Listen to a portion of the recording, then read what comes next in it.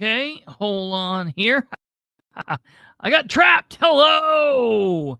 Welcome, ladies and gentlemen. This is the Political Spotlight, and I am your host, Christopher H. Bilbrey. Welcome, welcome. This is the 173rd episode 173, the title of which is The City of Muncie's Transparency Problem. Who knew?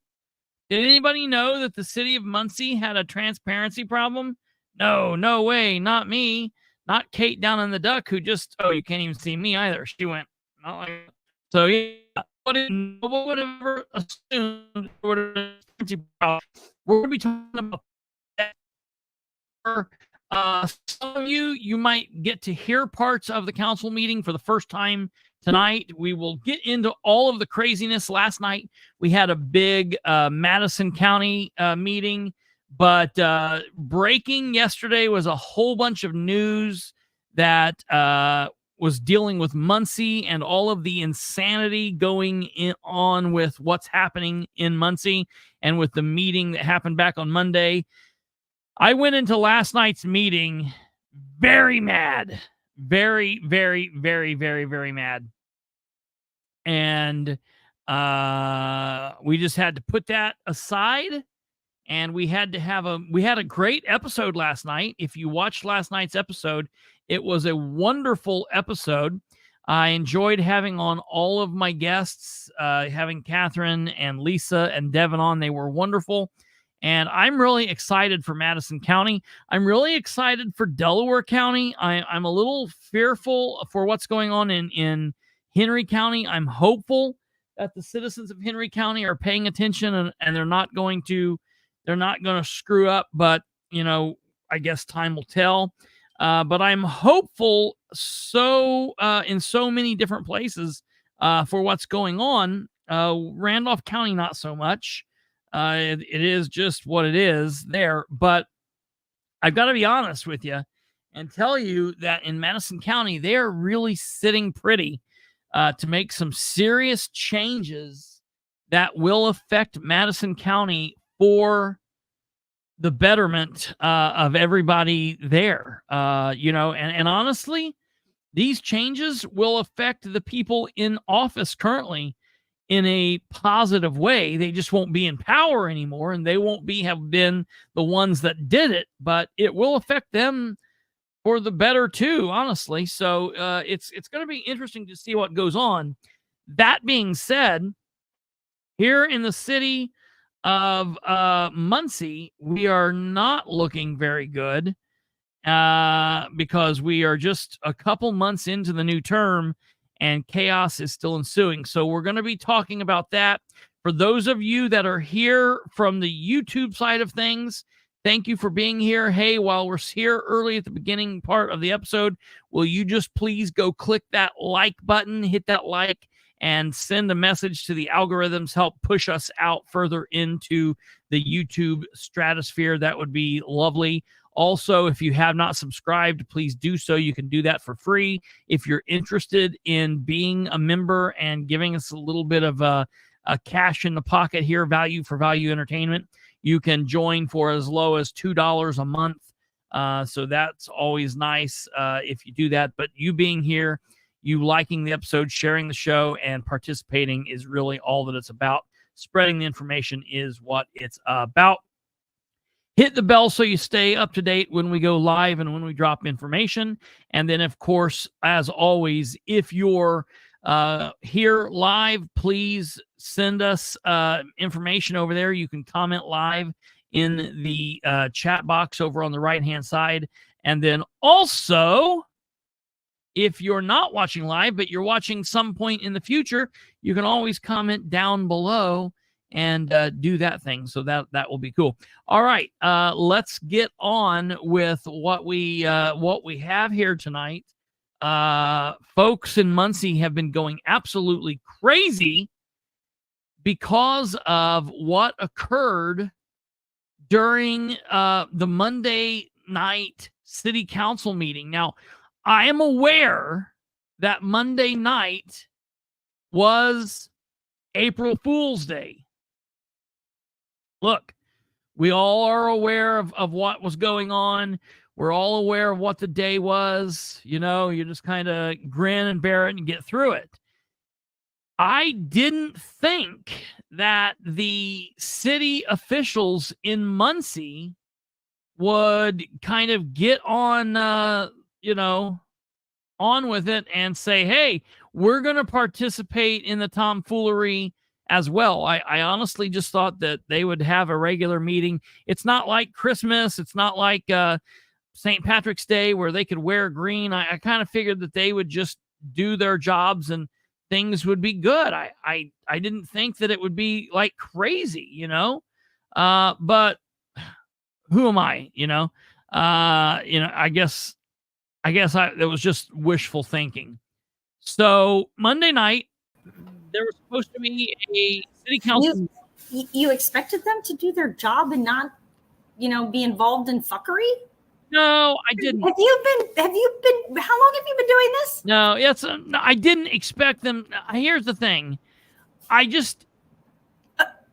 Here's what I didn't think. I didn't think that they've been live streaming long enough that they know what's going on. And everybody's out there going, technology, you can't control technology. You can't control technology. No kidding. We have issues here, and it sometimes prevents us from going live. What technology doesn't prevent is it doesn't prevent you from recording the equipment. What the technology does is it stops you from going live, but then you're able to record and upload later. The city has done that multiple times. And the fact that they leaned so far into it, and they were saying as late as... Hello, Roger. Right there, we always have a backup plan. And that's the thing. And here, when we have technological issues here, I want to be clear. When I sit down, because keep in mind, folks, Kate, right now, Kate is coming to us from Washington, the state of Washington. If you notice, look, in her back window, it's still light outside. All right. So this isn't like pre-taped. She's just in the state of Washington. So she's... The nice thing here is that I have federal government internet provided instead of our JD interwebs. Right. She's not on her normal Winchester, Randolph County JD provided internet. She's United States government. So, maybe that's why she has... I'm hoping it's the Air Force side of the base that's doing the interwebs and not the Army side. Right. But, Yes. So far so good. Absolutely. You've not missed anything, Joe Black. We are doing well, just getting into it. So you've not missed anything. But here's the thing. This is what's really frustrating.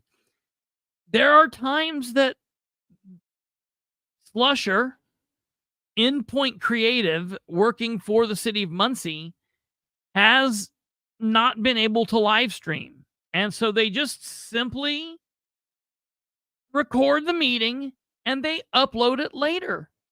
No harm, no foul. Now, I want to be very clear.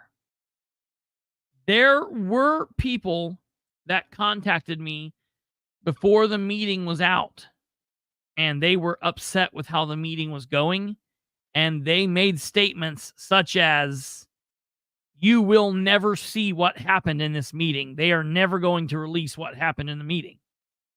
There are people who said that. A couple of them said that to me as they left the meeting. They will never release what happened in the meeting because it was gross. So, I was like, that's interesting. So let's rewind.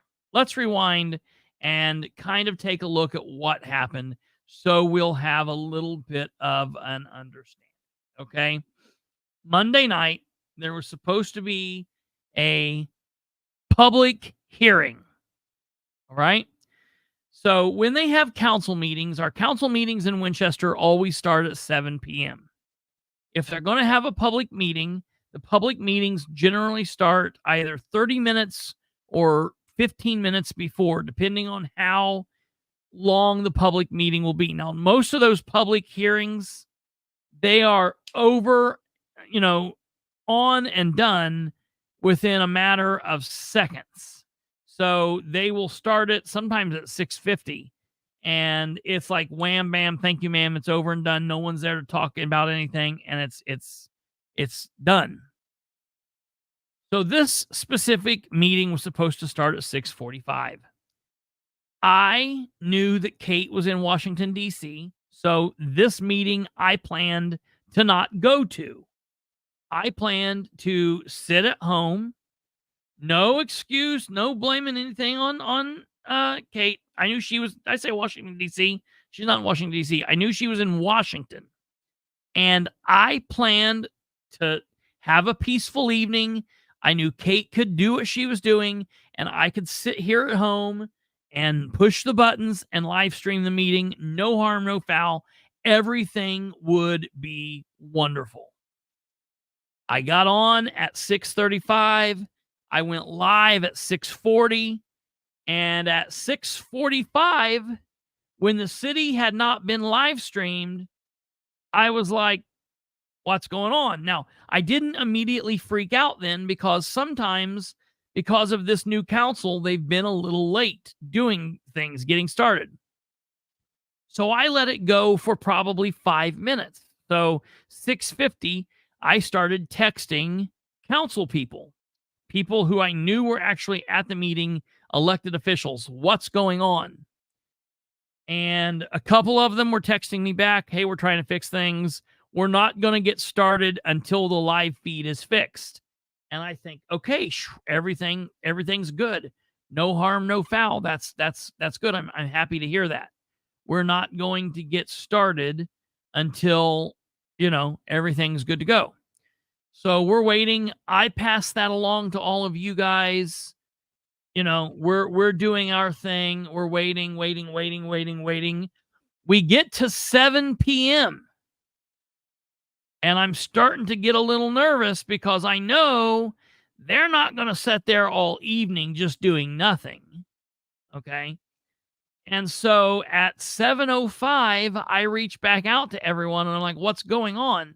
And they're like, he's having trouble. He's trying to get it fixed, yada, yada, yada. And then about 10 after, someone finally texts me and says, sorry, we're not going to be able to get a live streamed. He's going to record it. All right. Now stop there. Before we go on any further, I want you guys to be aware of the fact, all right, that we are talking about Monday, April 1st, April 1st, 2024. All right.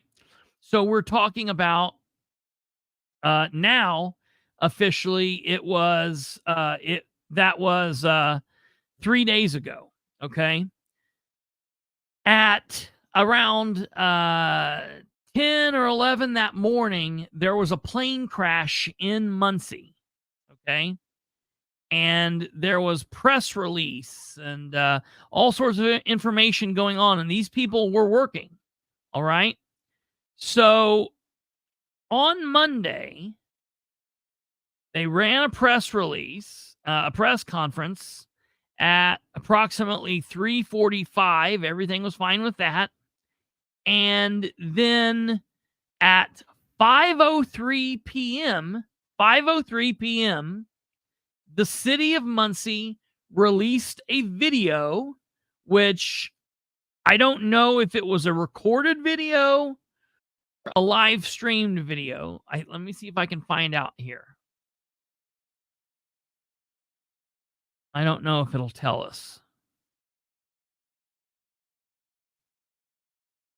No, it doesn't.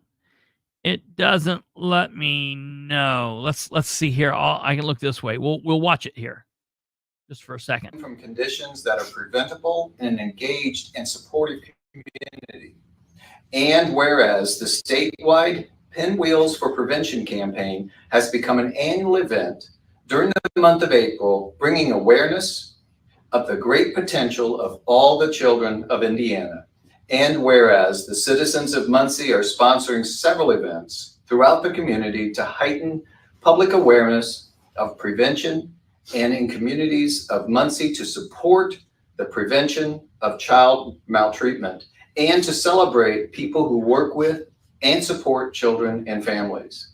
Now, therefore, I, Dan Ridenour, the mayor of this great city of Muncie, Indiana, proclaim April 2024 as Child Abuse Prevention Month in Muncie, Indiana. Okay. So this is a production that was put forward by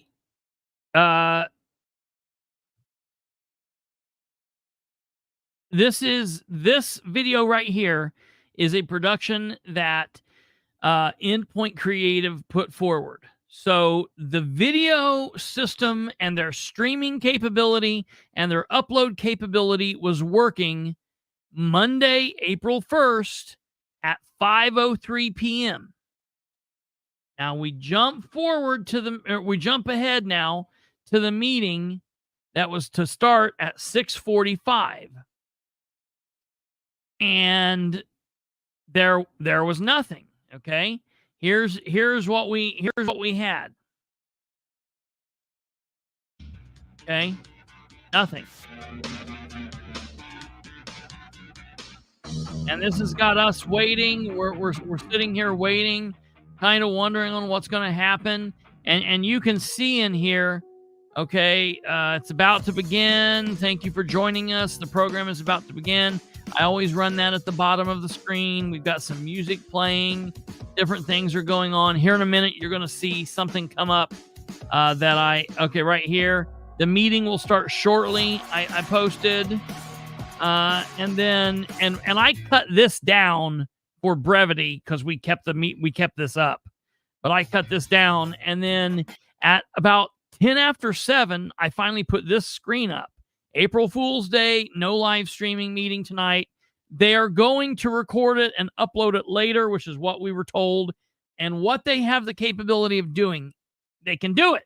They've done it. Mark Slusher's done it. It happens. All right. We will be live at 9 p.m. Eastern tonight. Yada, yada, yada. And this thing ended. And it is what it was. Okay. Now, I want to go forward and explain what happened from this. We go live Monday night. All right. And we talk about how disappointed we are that they didn't live stream the meeting. We talk about a few things that we knew that occurred during the meeting, yada, yada, yada. And it was what it was. All right. Monday evening, when we got off of our live, I checked the feed and it's still not there. And I'm like, okay, it's a late evening. Maybe they'll put it up first thing tomorrow. Tuesday comes, and by midday Tuesday, all right, I want to show you. I left Muncie years ago, got way too dark, very unsafe. I would say Muncie's a little safer than it was a couple of years ago, but I definitely understand where you're coming from. I definitely get the concern. You're not in the wrong for that. So let me show you this now. Okay. Let me get to something here. I want to show you. Okay. Okay. Here, ladies and gentlemen, now it's going to be a little hard for you to see, but I just want you to see that it is up and I can read it to you. Okay. Here's my Facebook page. Here is my message with the city of Muncie. On Tuesday at 10:28, I said, hey, where are we on uploading the April Fool's Day council meeting from last night? And I receive this message. Hi, thanks for contacting us. We've received your message and appreciate you reaching out. And then I was like, is this an automated response? And the person said, yes, it is. Mark is currently working with tech support, and we anticipate that we will be able to upload early this afternoon. Now, let me explain to you. I'm not some asshole that's just talking without knowing things. I broadcast nightly. I record things. I take pictures. I edit stuff. I do soundscape things. I understand how this stuff works. When she says to me on Tuesday, Mark is currently working with tech support, and we anticipate that we will be able to upload something early this afternoon, I'm like, I don't understand what that means. Okay, let me show you something.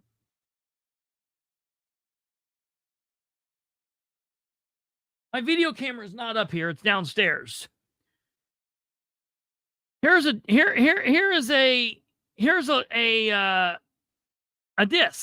a SanDisk. I don't know what it's called. You record, you stick this in the camera, boop. You record, you pull this out, and you stick this in the back of the computer. You stick this in your editing software, and you pull the information off of it, okay? Mark Slusher does not need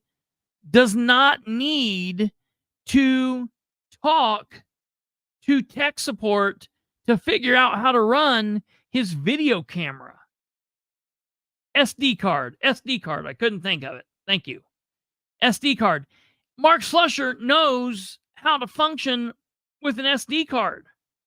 The very basic aspect of what he does. Live streaming, the Wi-Fi, all of that stuff is problems that you would maybe talk to the tech department about if your computer wasn't hitting on the internet and you weren't being able to get the signal out, things like that. That's what you would talk with the Muncie City Tech Department about. He is a contract employee. He's Endpoint Creative. He does this for the county. He's not going to have the Muncie City Tech Department working on his equipment back at the Innovation Connector. That's where his office is at. He doesn't even have an office at City Hall. So when she tells me this, I'm like, I'm hopeful, but what you're saying doesn't make any sense. So Tuesday evening comes. Lo and behold, there's no video, no upload. Now, I had some personal things going on, and we didn't go live Tuesday. I was like, hey, no big deal. We'll let the city video get here. I'll watch the video, and we'll go live Wednesday, and things will be good. Wednesday morning comes around. Nothing. I reach out yet again, and I wasn't the only person. Stumblefoot was. Alva was. But tons and tons of people were. I want to show you. I want to show you so you're aware that it's not just me doing this. This is not just crazy pain in the butt Christopher Bilbrey doing and saying things. Everybody was wanting to know what's going on. Okay? Just very. Wait a minute. Did they get rid of that? Hold on.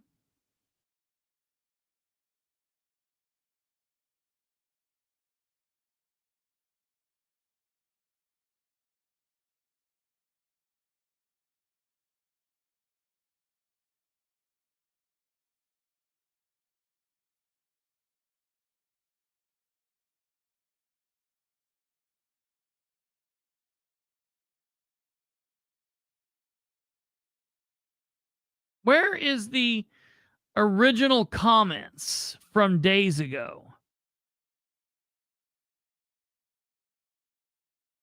I'm trying. Give me standby. Where are you at, Christopher? The City of Muncie's Facebook page. Okay, I'll get on and look and see if I can find them. Do you have all comments? Yeah, I'm trying to look and see. No, I mean up at the top. Do you have all comments? Yeah. Relevant? Mm-hmm. Okay. Try. Does it give you an option for oldest first? No. All right. Let me see if I can look. Going down in my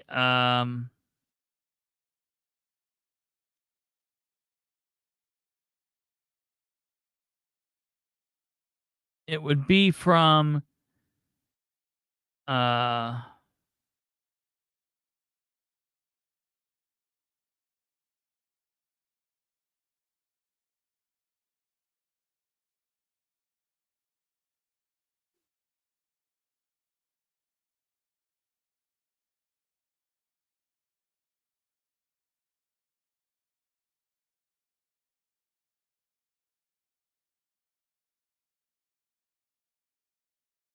okay, well, so here's some comments. This was posted 2 days ago. Here, I'll share this. This was posted 2 days ago. This was the city talking about the solar eclipse that's happening. And if you go in here in the comments, you can tell people weren't really caring. Oh, God. People weren't really caring about the solar eclipse. They were saying, well, I'm the first one that commented, and I said, Michelle Owen, Mark Slusher, do we have an ETA on when the Muncie City Council meeting from Monday, April 1st will be uploaded for all of you? I want you to understand something. We currently pay 2 people, 1 full-time person with benefits and 1 well-paid part-time contractual person to do the job that one person used to do for around $30,000 a year and some benefits. All right. Roger Overby used to do this job well, and now we pay 2 people basically to do parts of this job that it's always a cluster. Okay. Michelle Owen and Mark Slusher. And anytime I've ever reached out to Mark, he just doesn't respond. Now, to me, I think he's a contract employee offering services to the city of Muncie. He has an obligation to respond. All right. He's getting paid through tax dollars. He should be responding. Michelle Owen, I'll be honest, she responds, but since the election last year, she responds probably 1 out of like every 4 times. Okay.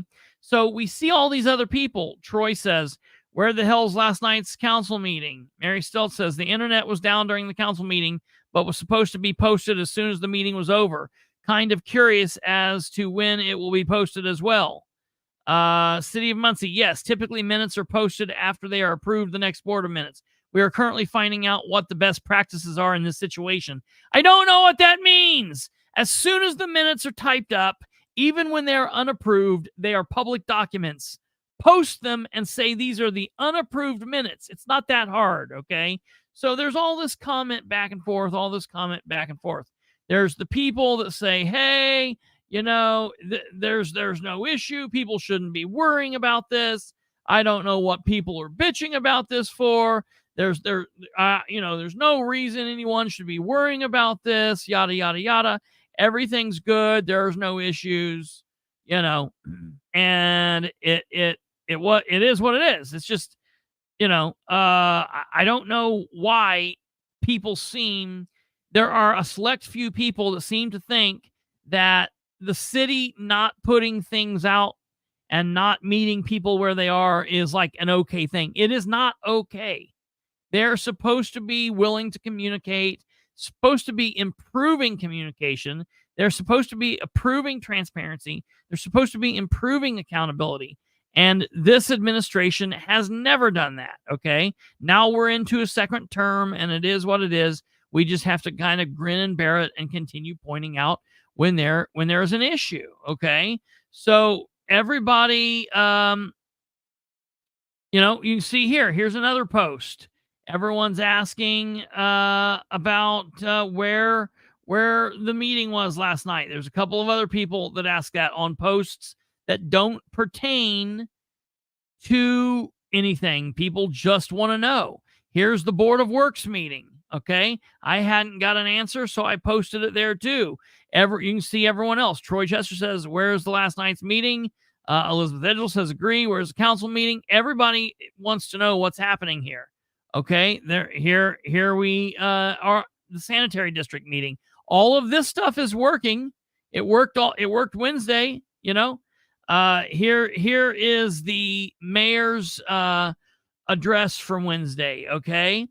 And here's what I love more than anything.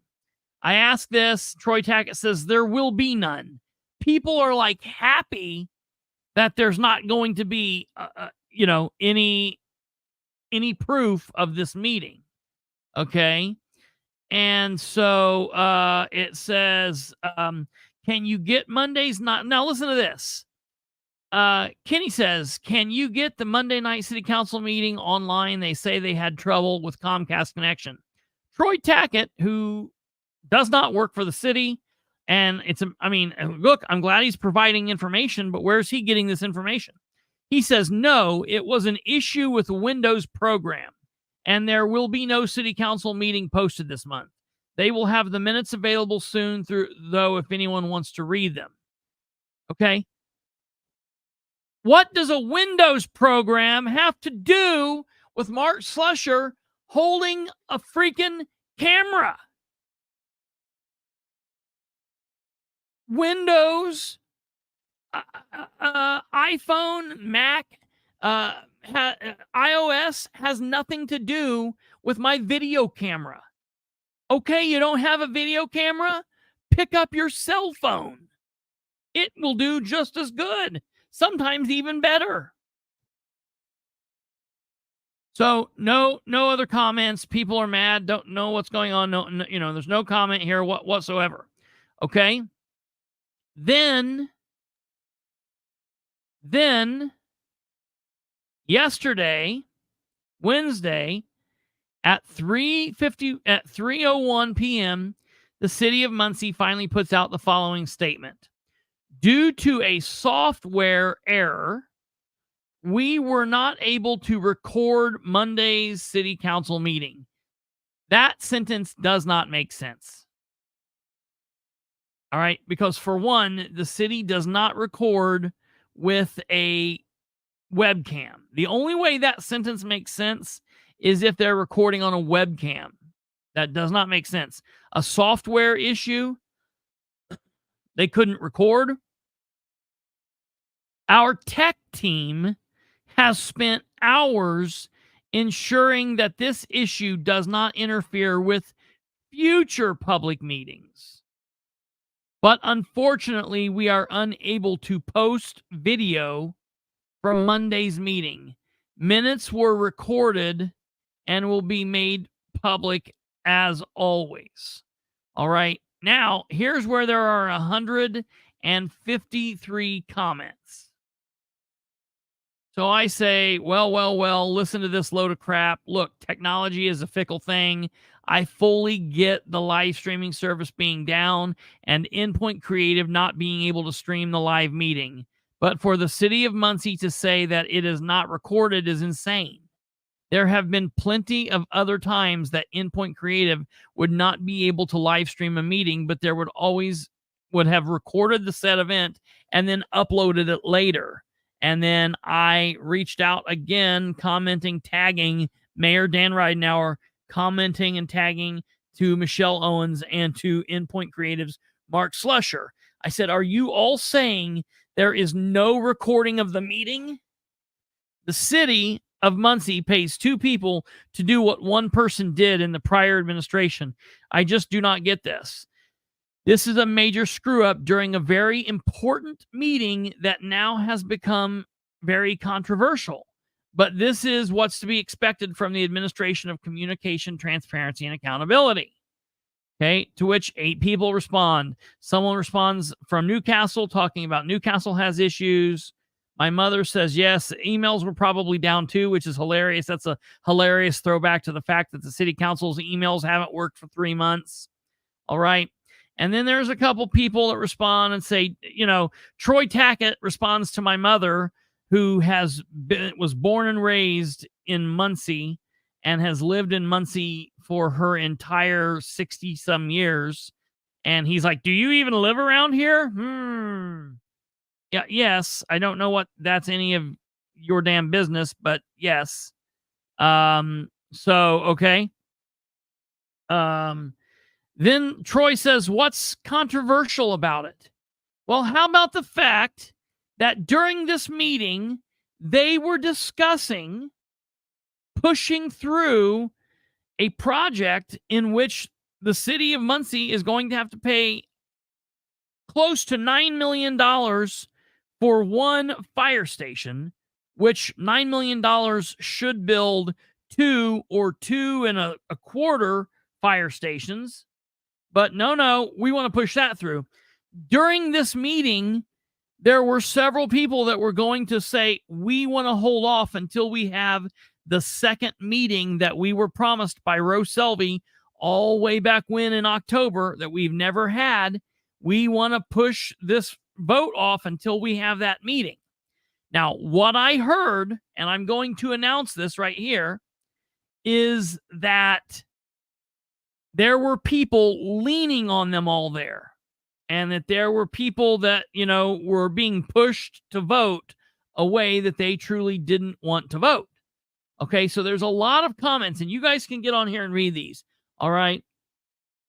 City of Muncie gets on here and admonishes me. We've had internet issues before, which has presented live stream.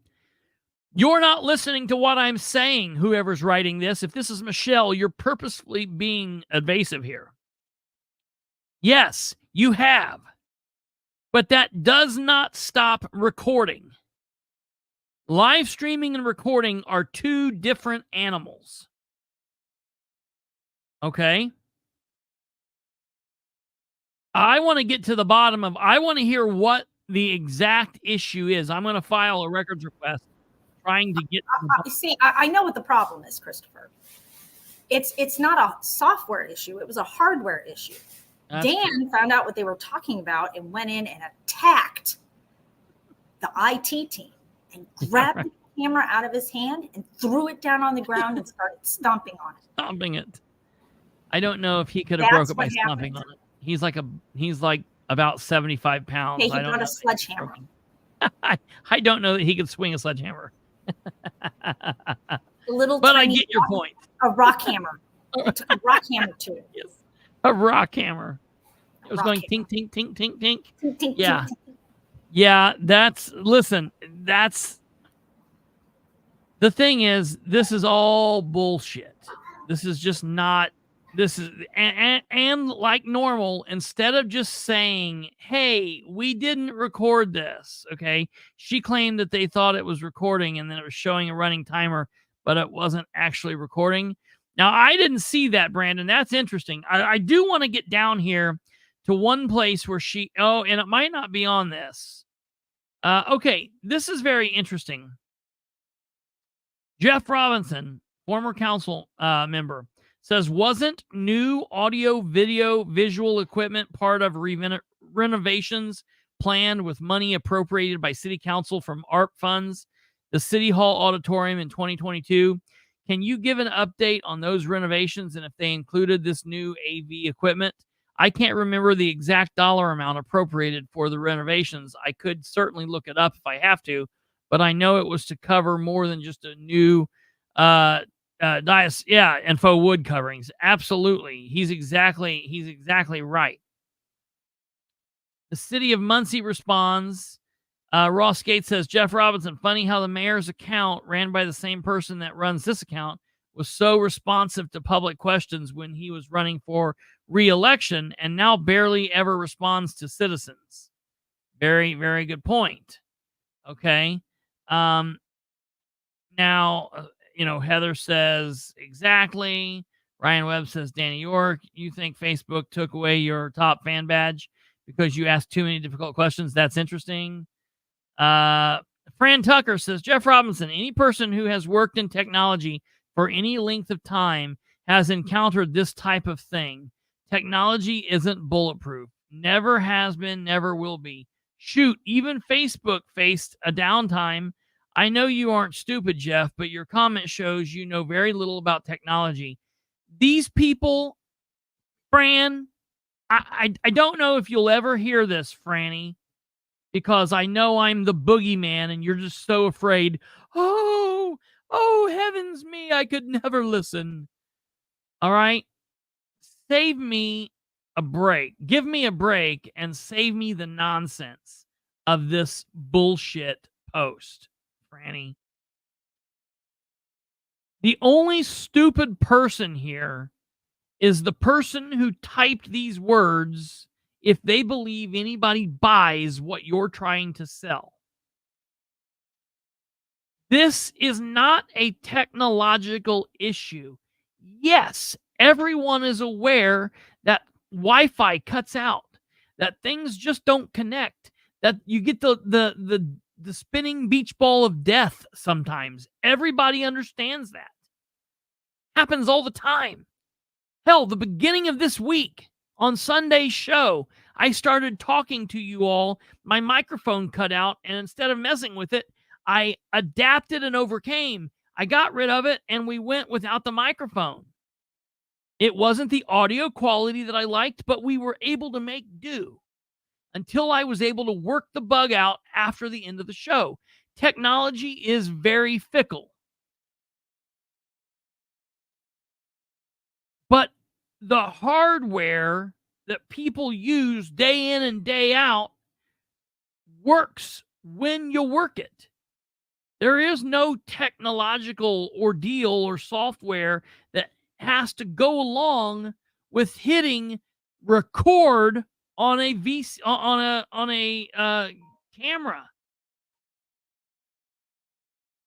So if they would have come out and said, hey, we thought we hit record, we didn't, it was our screw up, that would have been fine. But the problems I find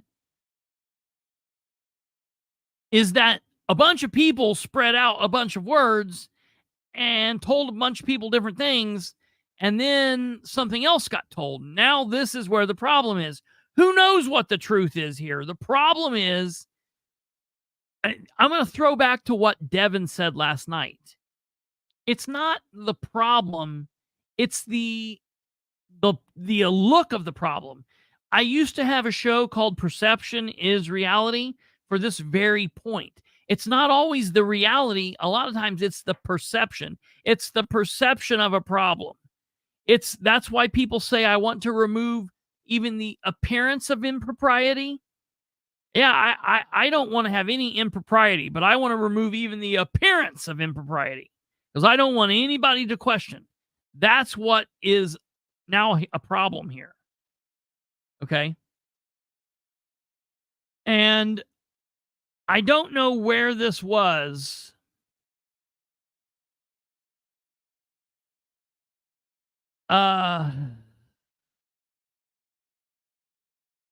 I don't know where this was in here exactly. Oh, yeah. Lindsay Corey Fink. I believe the comments on here have gotten way out of hand. These days, dude, I'm telling you what, I've never seen more people thinking that we live in the Stone Age than the citizens of Muncie, Indiana, East Central Indiana, and Indiana as a whole. You know, with the technology fever that we just can't count on. Oh, we just can't count on any of this confounded technology. And oh my, we've got an eclipse coming. You would think these people live in caves. Well, with the eclipse coming, we need to declare a state of emergency. Everybody needs to go get cash. Make sure you fill up your car prior to the eclipse, because apparently when it's dark, nothing will work. Yeah, how the fuck do we survive at night is what I want to know. Right. If we need sun for interwebs, then you shouldn't be live right now, my dear. Right. Well, that's, yeah, I agree. It's just funny, sounds like the city needs new AV techs. Seems to happen all the time. It's a good lesson in putting your eggs all in one basket. Very, very good. Seems like they don't want the public to see or know what went on at this meeting. Doesn't take a rocket scientist to see through that BS. Well, ladies and gentlemen, after a bunch of griping, after a bunch of people, and now see, and Lindsay Corey Fink's like, I think these comments have gotten out of hand. Well, look what happens when we get out of hand. 8 hours ago. Thank you for everyone's patience. There was no patience. We were gathering our pitchforks and fire as we work through solutions for Monday's software failure. Quit saying that. Fortunately, we were able to recover audio from the council secretary's laptop, which is posted here. This link will take you to the audio recording of the city council meeting from Monday, April 1st. Wow, look what happens. Now look at this. Look here. Now, I do want to say this in all fairness. I talked with, I didn't get a talk with Amy West. In all fairness, I'll go back here to this because Amy did say that. And I like that she brought that out. And I love that people are paying attention. Because Amy did say this to them. And I did see that. Let me see if I'm showing this here. Amy did say Senate Bill 1167 passed in 2023, which requires all city council meetings to be live streamed, recorded, and archived. Technical issues aside, and those do happen and are understandable, this is a public access issue, and apart from the residents' complaints, the city could unfortunately face penalties for violating this law. She is correct. And to take it further, we talked about this last night too. It doesn't just require city council. It requires town councils.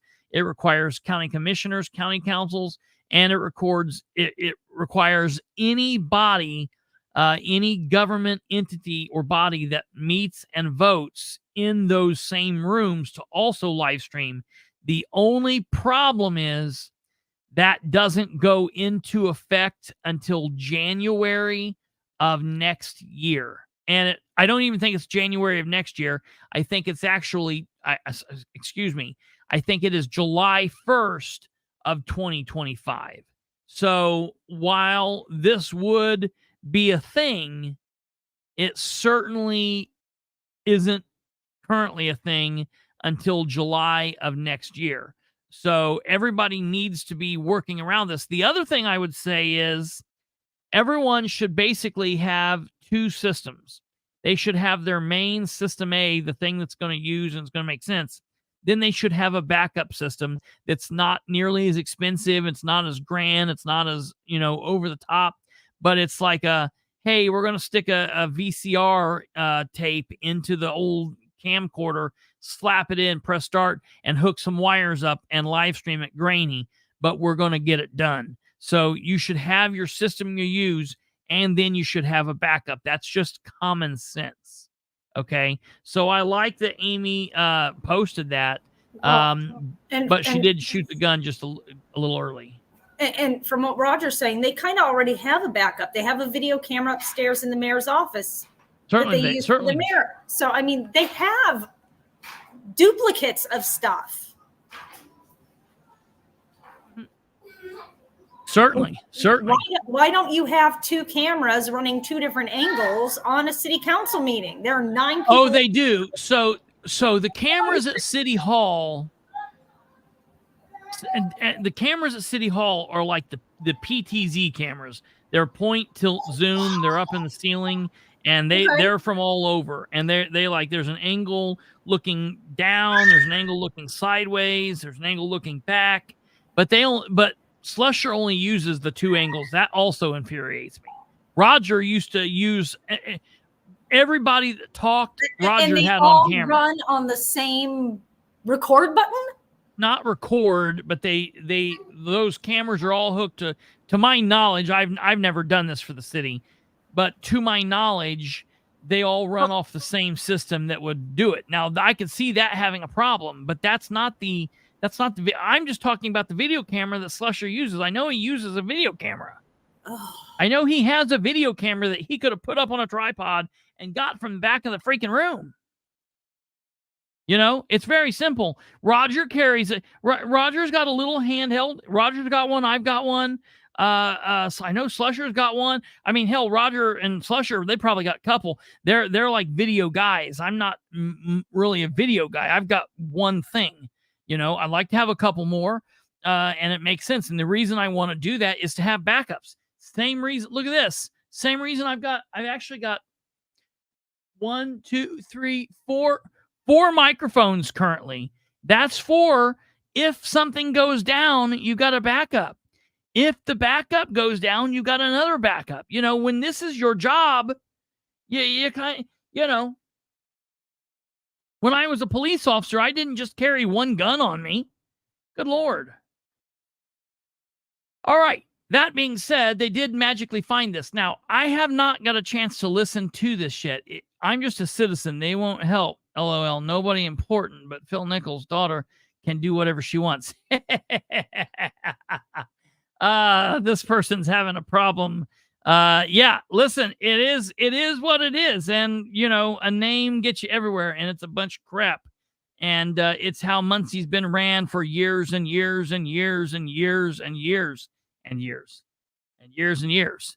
And we see that it still continues to happen. So for the first time, we're going to listen to what occurred in this meeting. I'm not going to listen to the whole thing. We're going to skip through some of the craziness, meaning some of the nonsense that's not of importance, and you can all go listen to this. I am going to try to get this uploaded to our channel after this live to have the meeting so you guys can listen to it if you want. But we are going to listen to the main parts about the fire station, the more controversial sections. So let's listen to this and get this started here. Since we got an April Fool out there playing around with our internet, we're not be able to live stream tonight. I mean, we can pick it up on Facebook later on, but we can't right now. But we're going to go ahead and continue. Will everybody stand for the Pledge of Allegiance? Allegiance to the flag of the United States of America. Yeah, real quick. Hold on. Let me pause this. I want to say this. Roger says 3 cameras run off the computer system that he put in.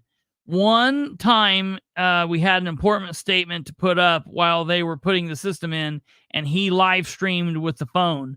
And that's very true. Sometimes these phones, ladies and gentlemen, look, there's 1, 2, 3, 4. There, look at the cameras on the back of that thing. All right, these cameras, these phones are better than a lot of professional cameras today. You can do so much with this. There are people who make movies off of iPhones now. You know, you can record a stupid meeting. I want you guys, once we get past the murmuring of the pledge, I want you guys to tell me how the sound is. It's going to be one of those things that I'm going to have to mute myself and not talk, and you guys tell me how the sound is. It stands one nation under God, indivisible. 75, and then I was came back as pastor from 2015 to 2020. Then the bishop did a big scramble of everybody. So, anyways, I retired and glad to be back in Muncie, where I feel I grew up. Let us pray. Heavenly Father, we ask your blessing on the members of the City Council who have been selected to guide our city in matters that affect its well-being, both currently and also matters into the future. May you pour out your Spirit upon them, give them the gift of wisdom, the gift of understanding, the gift of knowledge, and the gift of good judgment. In their deliberations and discussions, may they be guided by honesty and truth. May they avoid rancor and bitterness, that it may never enter their discussions, but rather seek to discover what best would serve the entire community. May they strive for mutual understanding and focus on the well-being of the city of Muncie and all its neighborhoods. May the council seek input from all those who are affected by its decisions. He's a former council person, and this was his idea, the Citizenship of the Month Award. He created this in 2012 as a way to start our meetings, recognizing Muncie's greatest resource, which is our people. All the people that come together to make Muncie such an amazing place. So I hope that Doug is out there somewhere and sees that this has lived on this long and that we're still recognizing people and awarding them Citizenship of the Month. But that brings me to this evening. Father Charles T. Mason was ordained as an Episcopal priest in 1966. Okay, so this is Nora doing the Citizen of the Month thing. We're going to skip forward to this. I'm going to put up the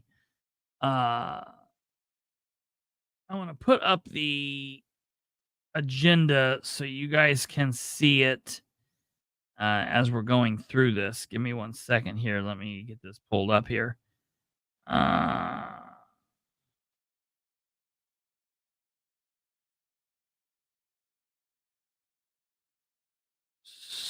So here we go. This is what I'll put in.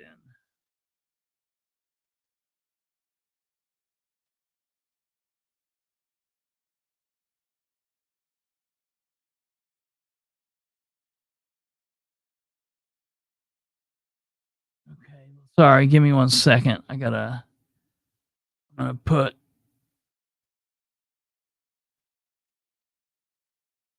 get this to put in so you guys can see this while we're going through this.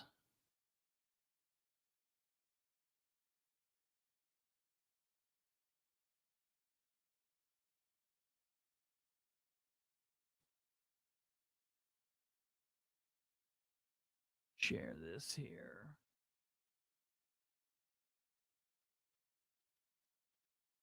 Post overlay.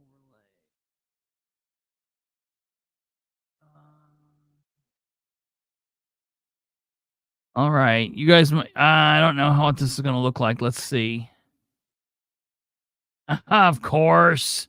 See, look. Here's a technological crap. Okay, well, all right. So I'll tell you, we are on the. We're getting ready to get into the ordinances previously introduced. Ordinance 2-24, which is the fire department ordinance.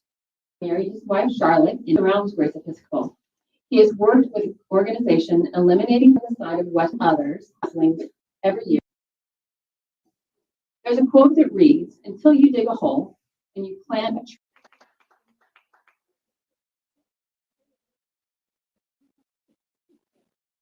Here. President Dishman. All present. Moving on to approval of minutes. Is there any motion to approve or make any changes to the minutes of March 4th? I'll second that. And they just did the roll call, Mr. Green, Yes. Mr. Garrett, doing the approval of Mr. Mason. minutes. Yes.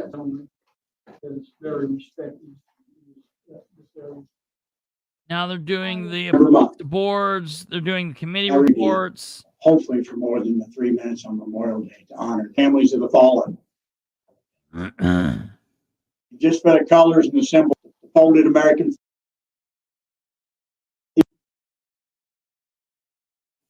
It means that much to them. In the movie theater, going by.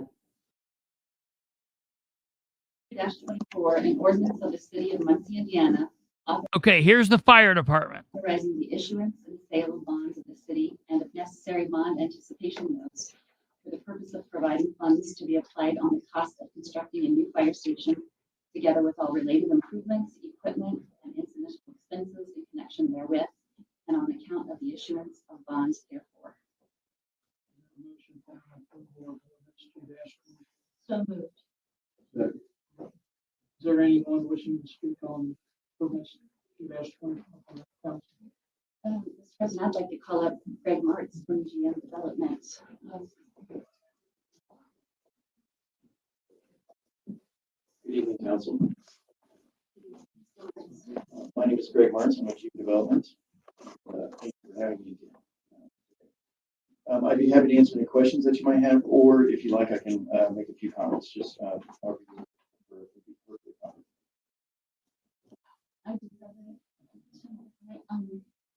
So I know that I'm new, but I'm still perplexed by the amount of money, the $8 million amount, and the fact that this is built for 8 people.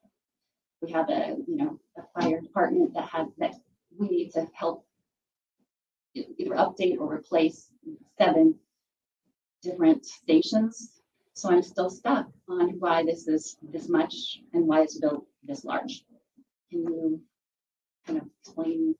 You've been, a part of the process. Can you give some background on that? Yeah, I think, and that's a great question. It really does kind of get to the heart of why we're here tonight too. So that is a really good question. I think maybe one way to answer that question is to start with a little bit of background. I've been in front of council several times, but I know that there's several council folks that are new this year, which, by the way, congratulations to you all. And so if I'll start a little bit at the beginning, and then maybe that'll help answer that question, and probably will lead to other questions as well. So the interesting thing is that the public request for qualifications actually went out in March of 2021. So today we're exactly 3 years from the beginning of this process. What happened from there? He makes that sound like that's something important or special, but the problem is that's not the case. The public still was not aware, and it's the public that's calling for a lot of these questions. So I don't care that Greg Martz and that Dan Ridenauer and that a handful of firemen knew about this 3 years ago. They could have known about this 10 years ago. Hell, everybody's known that that fire department has needed to be replaced for the last 15 years, 20 years. Everybody. But going about how to do it is something that the citizens need to have input in. So March 2021 is when the public advertisement was written. From April 2021 to November of 2021 is when we were doing the existing facilities study. So just exactly like what you're talking about. At that point, we were just starting from scratch. We visited every single station, and you've seen that massive document that we put together. And I know that that's very hard to absorb all of that. But that was what that whole 7-month period was from there. From December of 2021 to July of 2022 was when we were doing location studies. And so what we looked at lots of different ways that, could fewer stations work? Do you need more stations? Are your current stations located where they should be? Those sorts of things. And so that was a very long process. We've got a lot of data on that. So to the extent that you would need to talk about that tonight, we'd be prepared to do that as well. So During that time period, there was a committee that was established. I would estimate probably somewhere around 12 to 15 folks on that committee. It varied as time went on. Most of the folks on the committee were from the fire department, from various capacities. And so what we were doing from August of 2022 to September of 2023 was taking all that data, you know, the location studies, the existing facility studies, and first trying to prioritize what would become the most important priorities. Once that was established, which, as you all know, we're talking about Station 6 tonight, we had pretty much narrowed it down to 3 stations in the early stages, and then Station 6, as you know now, ultimately became the #1 priority over that time period. Once we had decided on that, that's when we started looking more at the land, you know, the location of Station 6 exactly, putting together the design that I know you all have seen by now.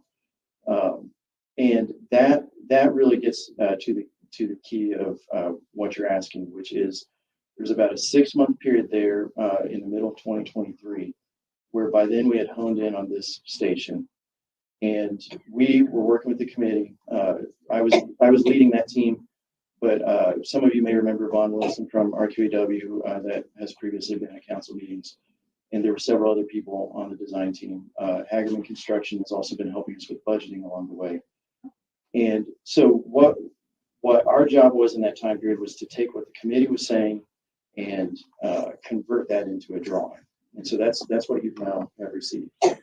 I would say, and I hope the chief would agree with me on this, but I think the design that you have in front of you, how I would describe it is what would be the ideal station based on what the needs were that came out of that committee. So that's how we approached it, was essentially taking that information from the committee and then putting that into a drawing.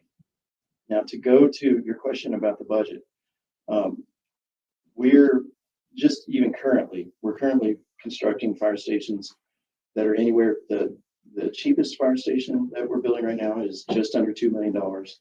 Most expensive one that we're building is right around $13 million. And what I would say is that neither one of those fire stations would work here in Muncie. You know, the $2 million one works perfectly in that community.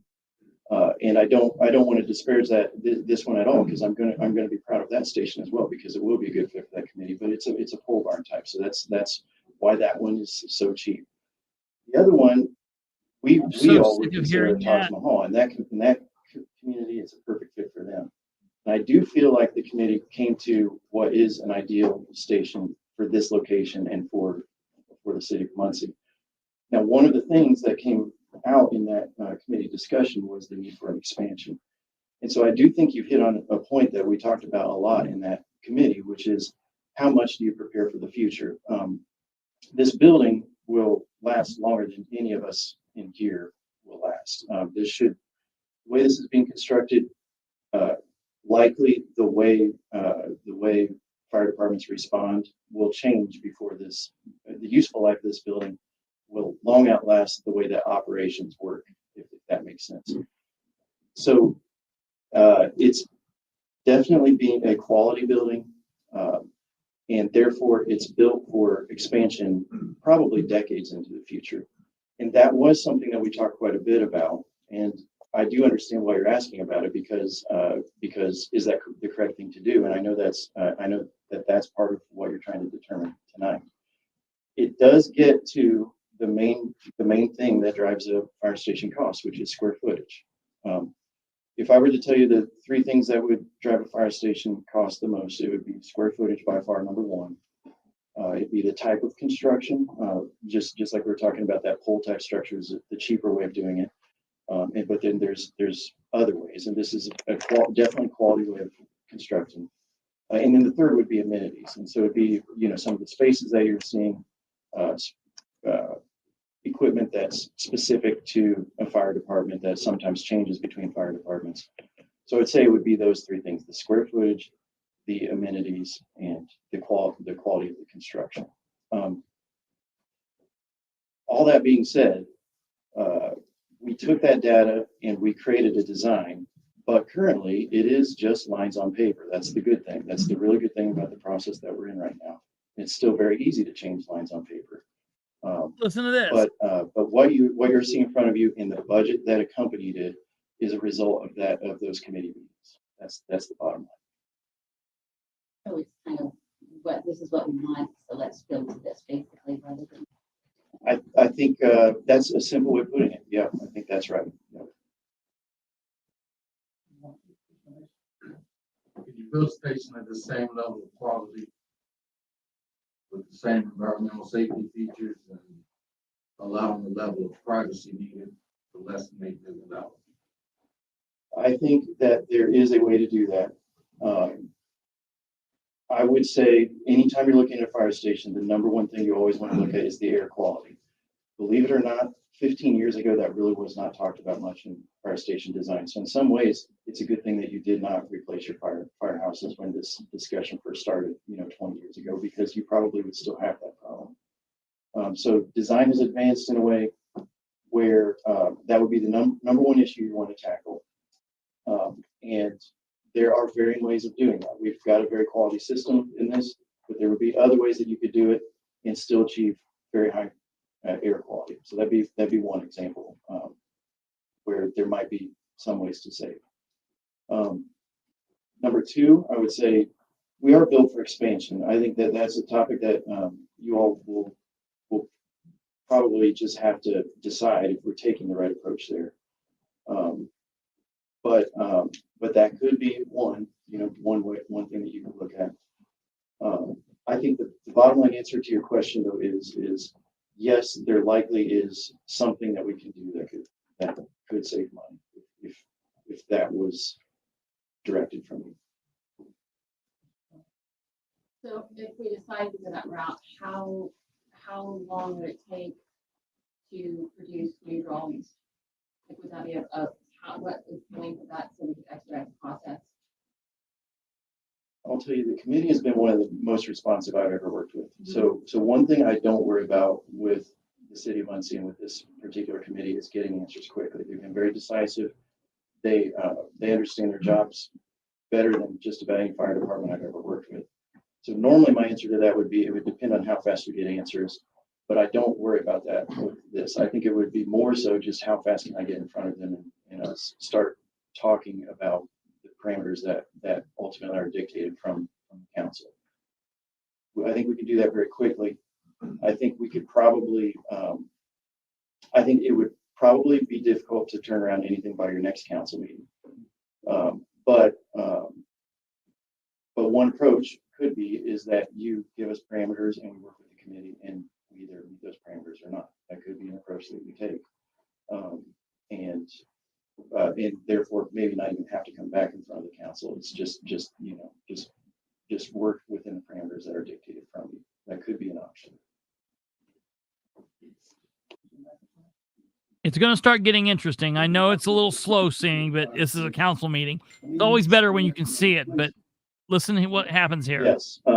So we had, I would guess when we were doing those surveys, somewhere around 20 different professionals. So we had mechanical engineers, plumbing engineers, electrical engineers. Those were from the firm RQAW and architects, structural engineers as well. So those were all from the firm RQAW. We had multiple contractors that were there to help understand what we were looking at from a budget standpoint. And then we had Schneider Geomatics. If you've ever heard of the website Beacon that many communities use, Schneider's the one that invented that. Mm-hmm.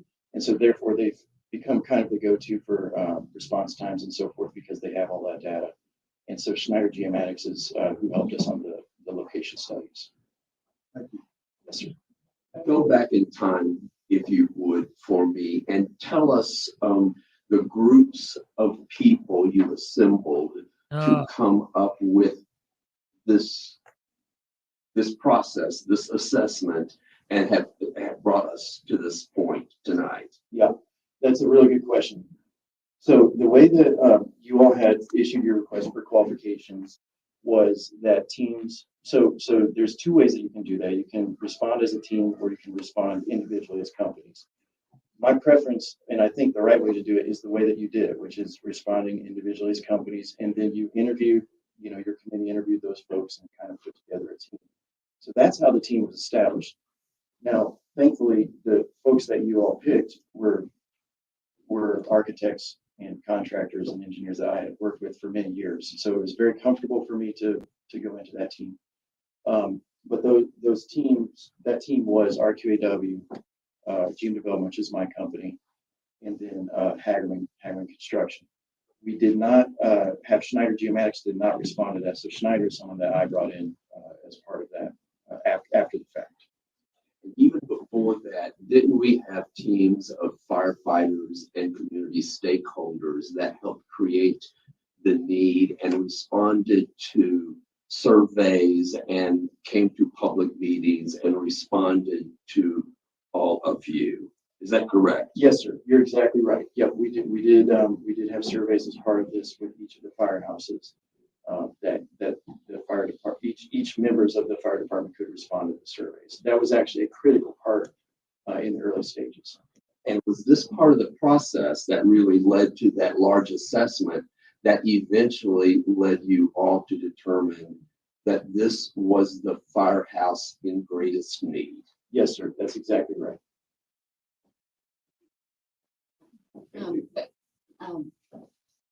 Sebastian was asking about public hearings. There were public hearings. Do you know that? Here's Yes. Underneath this procurement process, after your request for qualification, so that's the public process where essentially anyone can respond to that. Then after that, the next step is you enter into this thing underneath the Indiana Code 523, which is the BOT statute that you all talked about in the past. That period is called a scoping period. It begins when you select your team and it ends when that team is ready to present a budget and a design to you at a public hearing. That public hearing occurred, I think it might be exactly October 2nd of 2023 is when that public hearing occurred. Now there were other discussions in front of council prior to that, but the actual public hearing itself happened on October 2nd. And again, this process goes back several years, as you indicated earlier, and all of us have had access to this very extensive assessment. I think it goes back, you said 3 years, is that correct? Almost exactly. And it details that process for all of those 3 years. So really, there are no nasty little surprises. Right. The only way there'd be a surprise is that there's almost so much data that it could be overwhelming. You understand that. Yeah. So here Dale Basham is making sure that everyone knows, well, we've had this forever. It's the public. It's the public to have the questions. You had said that one of the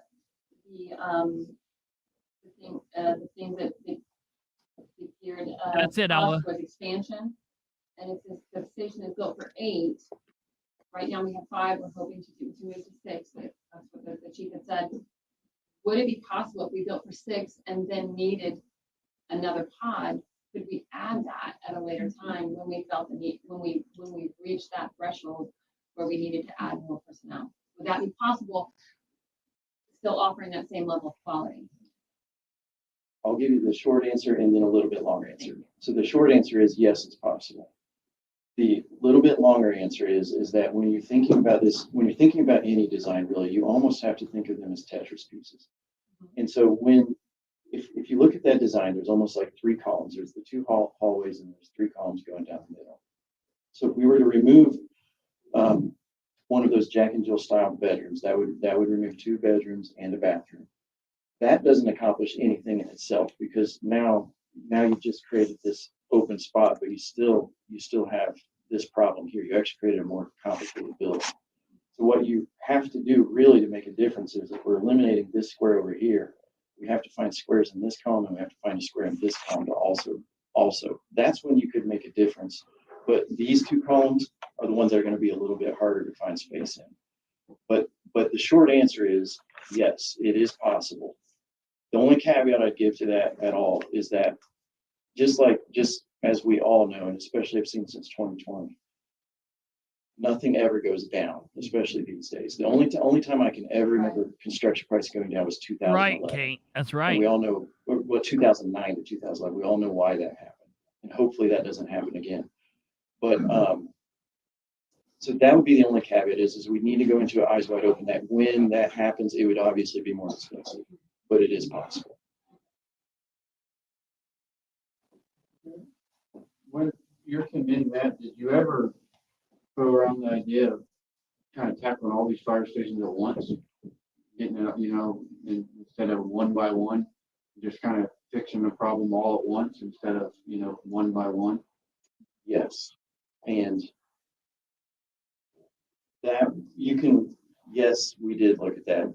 And I think the committee, I don't want to speak for them, but I think that they felt that was just too daunting of a request to bring in front of you.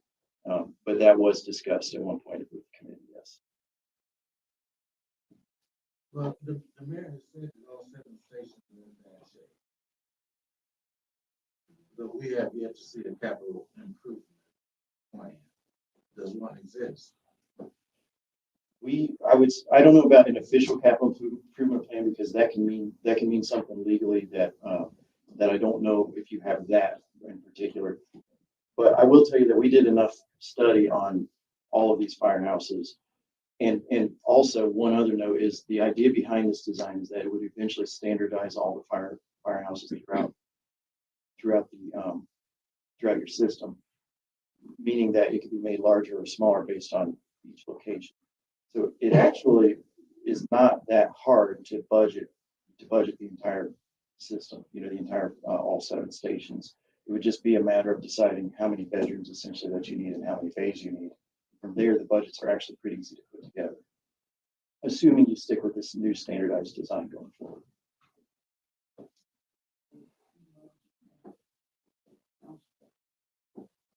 From the audience.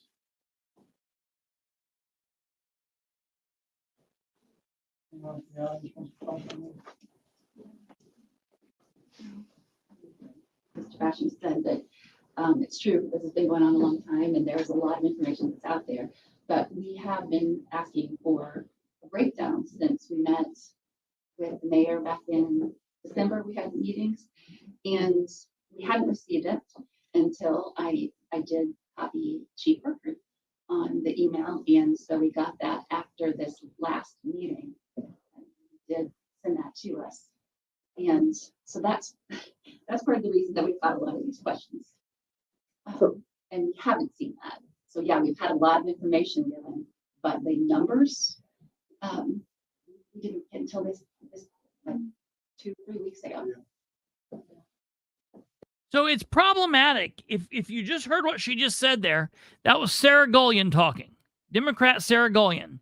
And what Democrat Sarah Gullion just said is they have been asking for a breakdown of various parts of this from the mayor. They had a meeting with the mayor in December. That's before they took over. All right? This council took office in January 1st, 2024. They met as councilors-elect in December. January, February, March. This is now April. 4 months. She and other councilors have been asking for various breakdowns. You've got Dale Basham who sits up there and says, well, we've got all this information. I've got this great brown book. It's wonderful. It's got Ridenhour's face on every page. It looks great. He's wonderful. Praise the Lord. The mayor's great. Muncie's good. Everything's great. I'm ready to vote. That's fine. You still have people, the citizens, and counselors who are wanting information. So whatever information that you feel you have and you're satisfied, look, I'll be honest. It didn't matter, doesn't matter, and it won't matter if he had no information. He's going to vote whichever way the mayor tells him to. Why do I say that? Not to be mean, but because one of his very, very first statements when he announced that he was running, he said, I am here to be a voice and a vote for the mayor. Period. That's what he said. Until proven otherwise, I will believe that. I have to take the man at his words And that's the only thing I can get from him, because he refuses to text, refuses to answer emails, and I haven't had any luck at meeting him face to face. So until he's willing to do that and we have a talk, and until I see something different, I have to believe him by his words, which the words he spoke in January, February of 2023 was that he would be a voice and a vote for the mayor if elected. So it doesn't matter that Dale has everything he needs. We have counselors asking for questions. My question is, if Dan wants to push this through, why wouldn't he get that information to the council members? What reason would Dan not get this information to the counselors?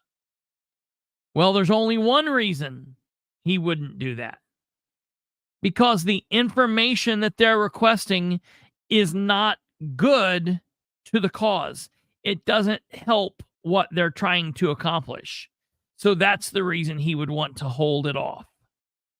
You know, listen, if you get your kid a nice new pair of tennis shoes and you tell your kid, hey, now don't be scuffing those and be careful with them. There were lots of money. We got you the new whatever, Jordans, or the new whoever's big basketball player or whatever. And your kid wears them and he's really proud of them. And then all of a sudden, your kid doesn't wear those shoes around you. And you're like, hey, where are your shoes? And he's like, oh, I just took them off. They're upstairs. And every day, like, you go to school and he's wearing different shoes or whatever. He waits till you leave the house and you're like, wait a minute, what's going on with your shoes? Maybe you need to take a look, because probably what they're doing, they're hiding them because they got scuffed and they're just trying to hide it off. It's kind of like what's happening here. Dan is wanting to hold this information back because it's not pretty. So when you've got this council member saying, look, I've been trying for the last 4 months to get crap from the mayor and the mayor's not doing anything on it, that is a problem. Thank you, Chief. Well, I want to know if you guys had any questions of me, obviously, but I mean, a lot of stuff we've spoken about tonight, we've spoken about many times. Obviously, we know we need a new fire station. There's been a lot of design that went in. Deputy Chief Nine and myself went up and spent a day with Chief Leahy up in Fort Wayne. This is the fire chief talking to the council. Now we're going to hear his push for the council. All right. The last person that was speaking was Greg Martz. Of course, he wants them to do it because he's going to get the money for it. All right. Now we're going to hear the big push from the fire chief. And went to their new station.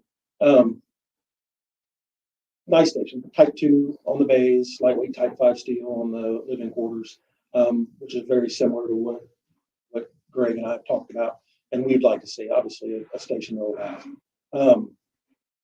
I can't say that I cared for the layout of their station, just having worked in stations with similar layouts for the bunk room, stuff like that. There is a lot of similarities in the pieces. Their pieces were just separated.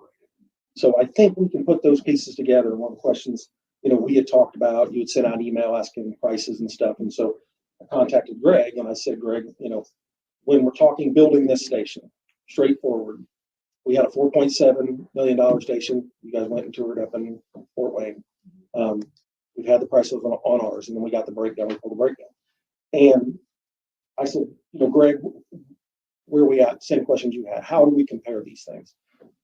When I talked with Chief Leahy, he said, yes, we built the station for that amount.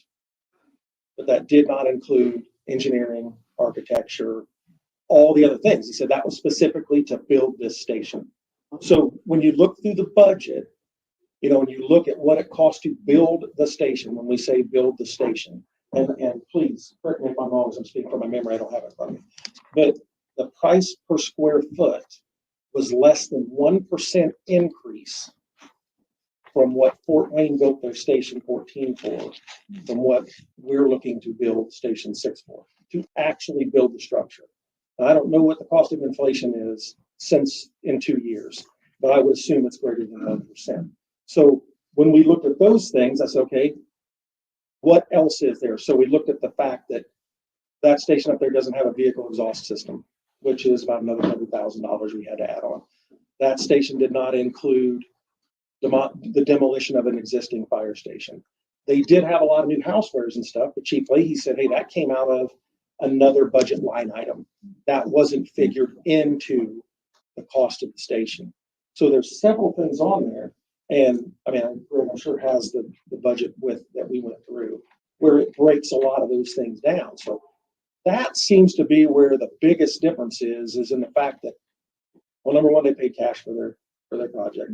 The city had half the money and city council produced half for them. But they did purchase a lot of things that Greg has included in the development of this station into our costs that they took out of other line items within their budget to get beds, chairs, stoves, refrigerators, all of those things. But square footage wise, obviously we have a lot of extra bay space. The bays are longer in our structure so that we could get a couple pieces of equipment back to back. So we could keep our spare equipment there. And then still be able to run with what we have. Now, one of the things we did speak, we do staff currently a minimum of 5 people at that station every day. We know during spring and fall, especially when we're back up to our full staff and our staff becomes much younger, we will have a lot of days where we will carry some extra people because of vacation and personal days. That station will then receive that 6th person.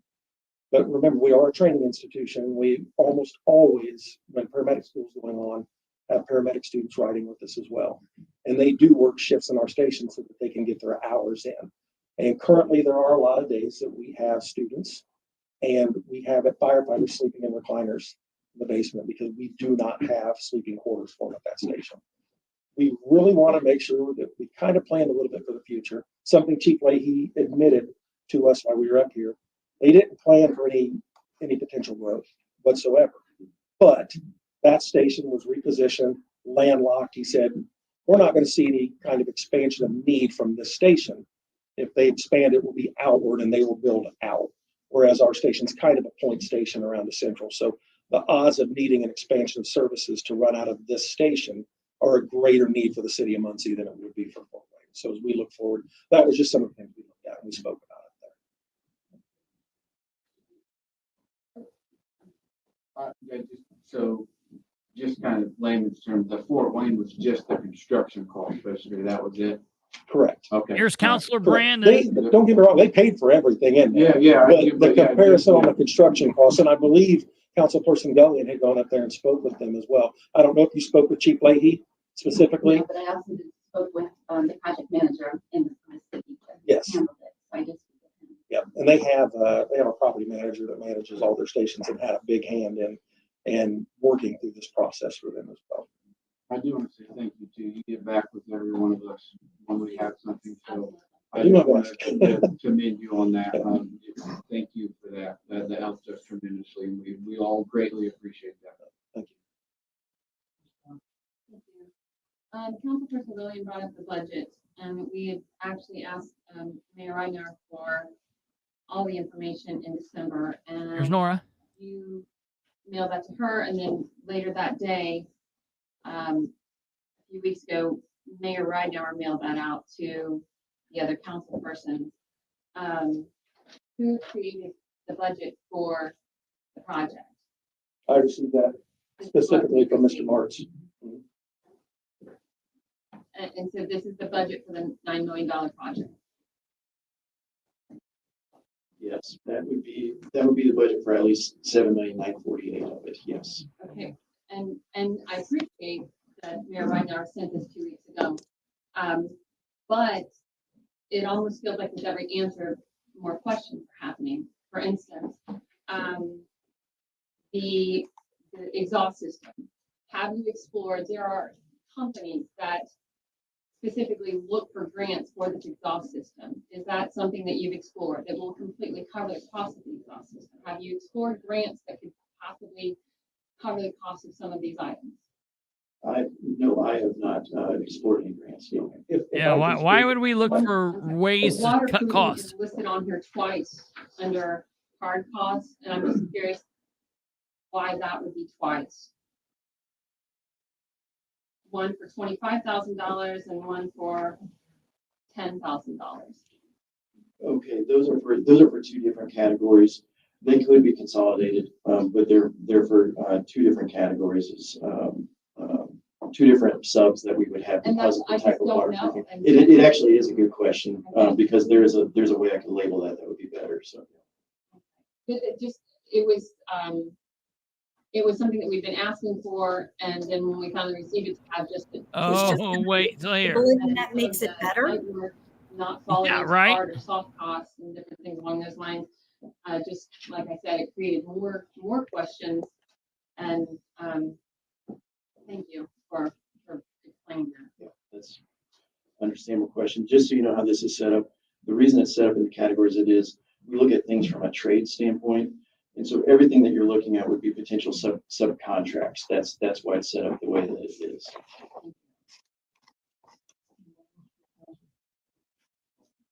Anyone else from the audience?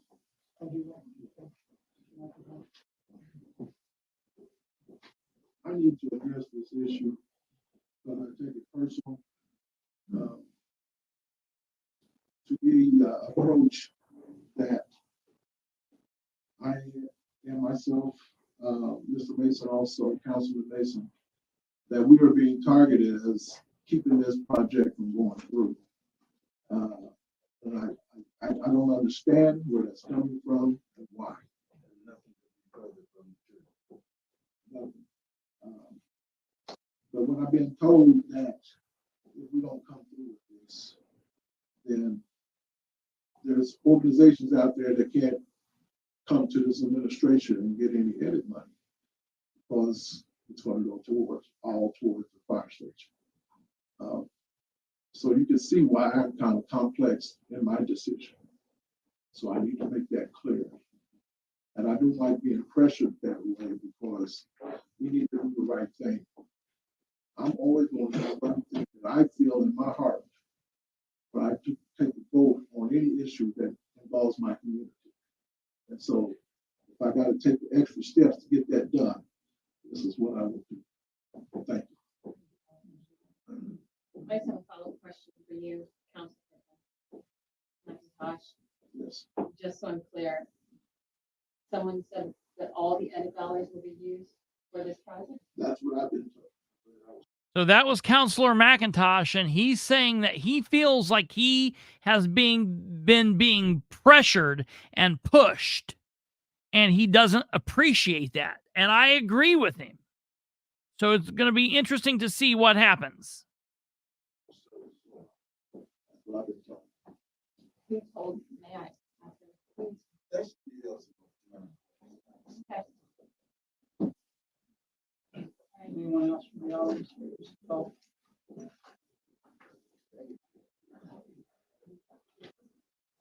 Good evening, guys. Jason Chapin, Union President of 1348. I've spoken on this issue most times when you guys have been discussing it, so I figured I'd do it one more time. We've been looking at stations for over 20 years. When I went through, I was at the union hall this morning looking for some different documents, and I saw, plans from the Cannon administration. I saw plans, we've had a lot of plans over the years, and at some point in the process, it's a snag. There's not too many firemen right now that think we're building a fire station because they are used to hitting a snag or at some point in the process. It'll be all right. Mr. March discussed it somewhat. We started this process 3 years ago with the committee of firemen. The committee of firemen, along with administrators and city councilmen, we picked, of the RPFQs, Mr. March's company. And I think just from seeing him speak tonight, I think you probably know why now. He's the guy that builds fire stations, and his company does. And they designed the station exactly what we need. The difference between the pole barn and the, is there ways we can look at different ways to cut the costs down? Probably, but you guys have a drawing in front of you that shows what the station's about. I don't know, where do you cut? Where's there's no good place to cut there. Are we cutting square footage? Because that's where the cost is.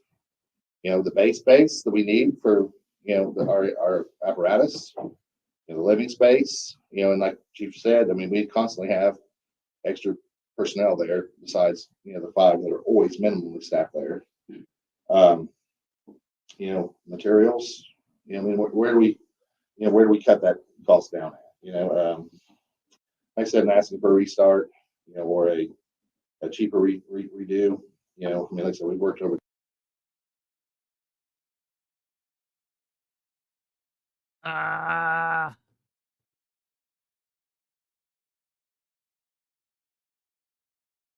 What the hell?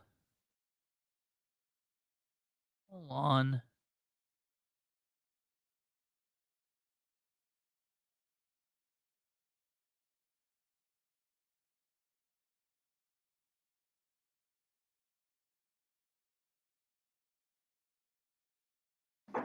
Welcome everybody to Well, our. that's going to piss me off. Complex in my decision. Broadly scoped when it comes to how we spend those dollars. There we How the go. administration decides to spend those dollars.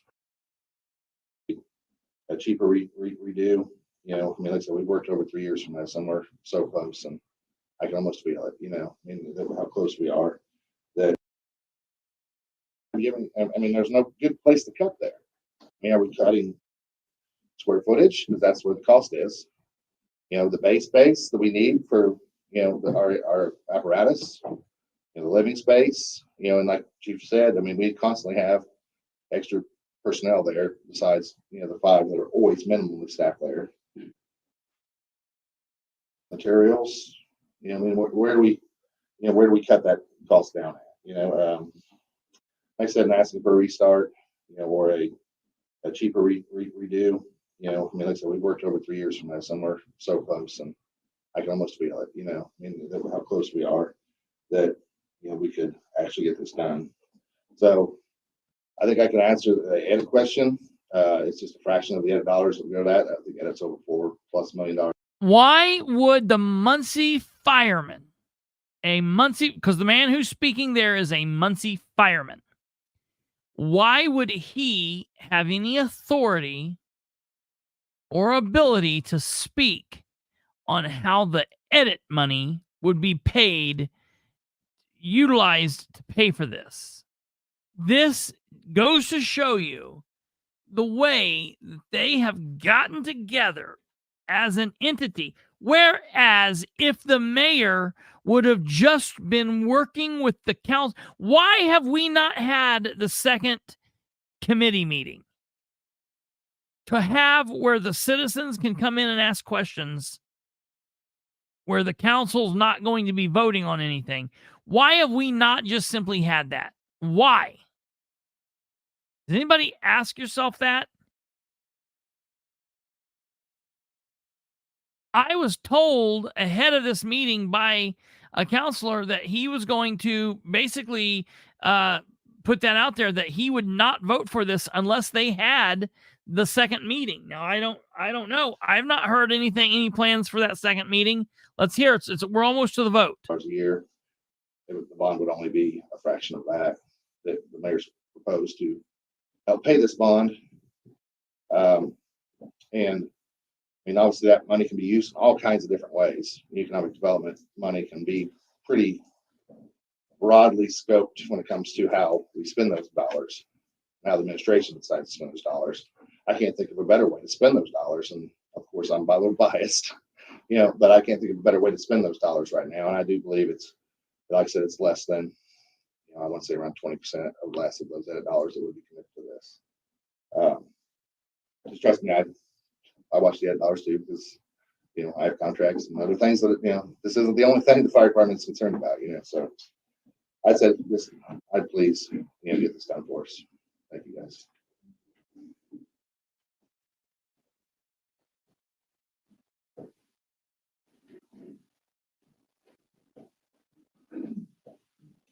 So those of you who know me, Wayne Scaife. Those of you who know me know I'm going to speak my mind, whether I'm for something or against it. I've been up here before, and I was totally against this project. I spoke out about the process, the BOC process. Last time I was here, I said, just get it done, no matter how you do it. But come to my attention when I made a phone call what this actually was about. So now the reading secretary read this ordinance.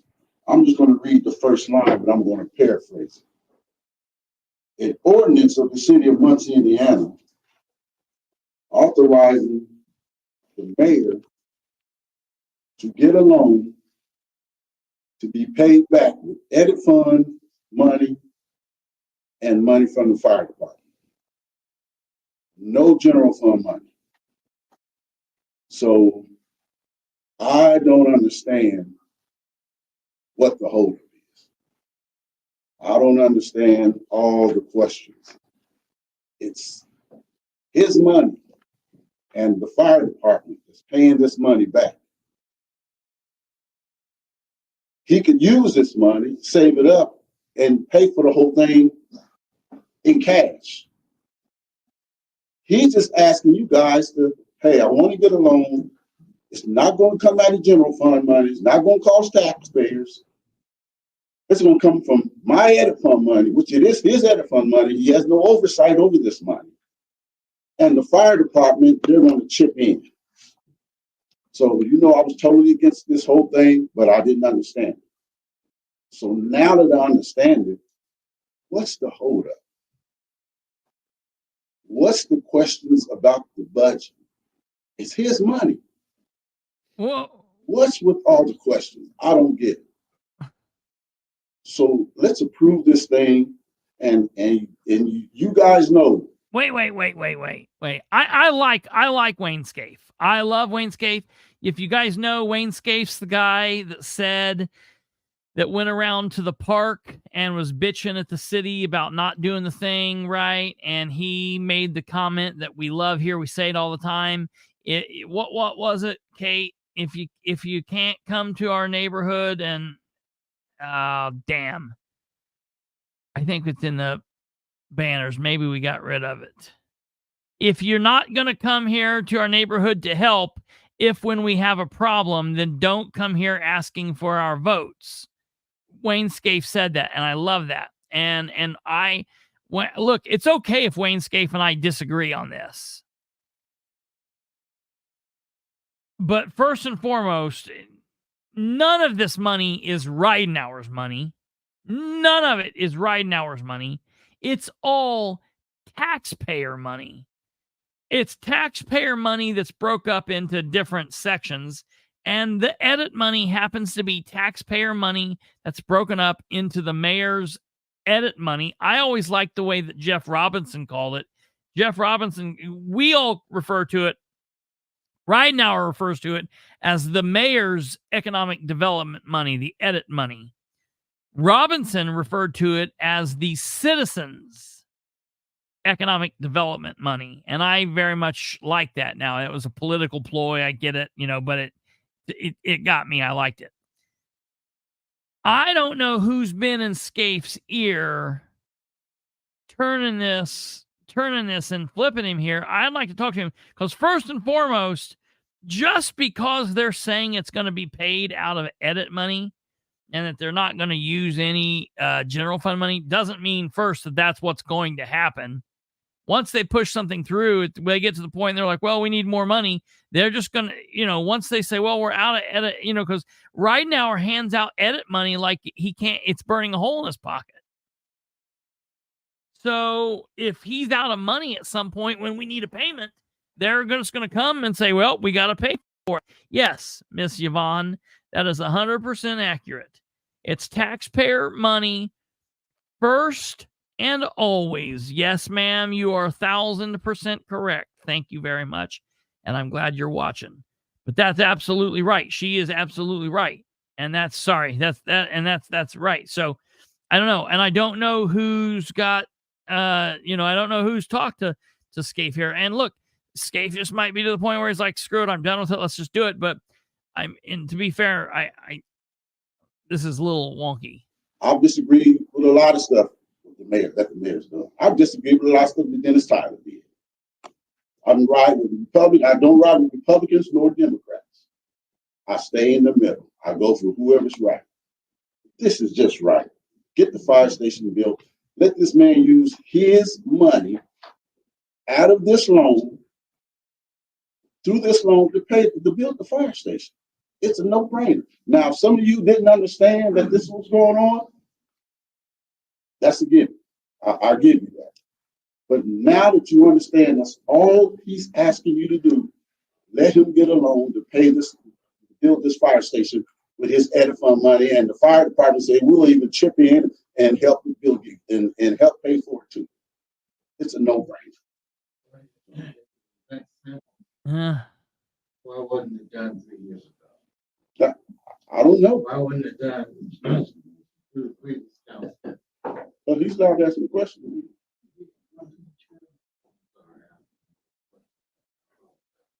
Well, I don't know about 3 years ago, but like I said, my problem was the process.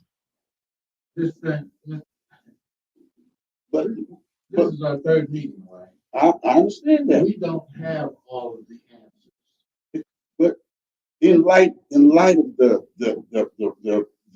fact that it's just a loan to use his money, all that other stuff should be out the window. Y'all know I was against it. I was probably more against it than some of you guys. But now that I understand what it's about, who made you understand? Where was that? Where did this understanding come from? I don't get it.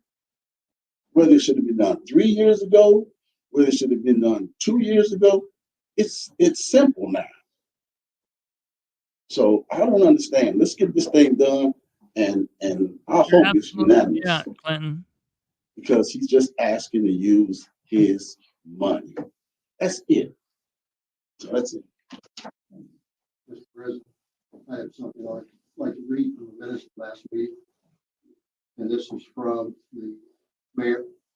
He's expecting from his edit funds $650,000 put aside for 2025 and 2026 and beyond. So in laying out his funding, that's not all of his edit funds. It's part of it. He's making the payment on this, but also the fire department at $125,000. So we're looking at $775,000. It's not coming out of the common budget. It's not going to be a shortfall anywhere else. Those that have mentioned other funds not having support anymore, other organizations, I don't believe that's the case. Maybe they won't get as much. Absolutely, but we'll Karen. still be able to get this accomplished through the funds that are available. Good evening, Council. Andrew Pop. For a point of clarity, I know we're discussing the bond right now. The next ordinance, 324, is that what we're going to discuss interest rates and things like that, or is that all here right now? That's all here right now?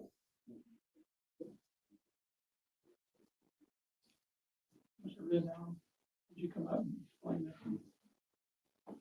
What? For a point of clarity, I know we're discussing the bond right now. The next ordinance, 324, is that what we're going to discuss interest rates and things like that, or is that all here right now? That's all here right now?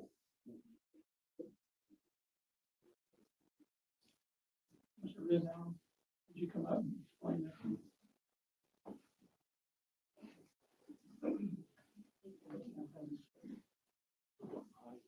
Yeah.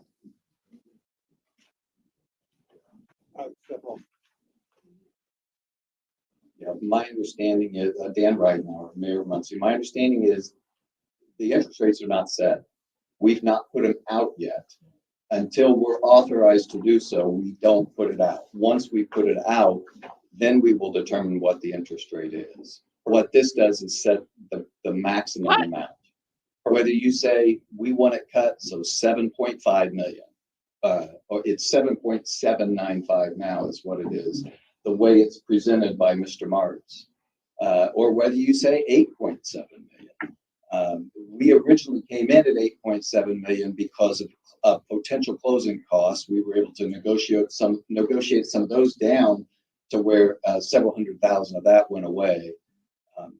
But all we want to do is get the fire station started. Everybody agrees that it needs to be done. We can do this in a way that it's budgeted for me and impacts no other services that the edit fund is handling. None. It doesn't impact any. That's budgeted.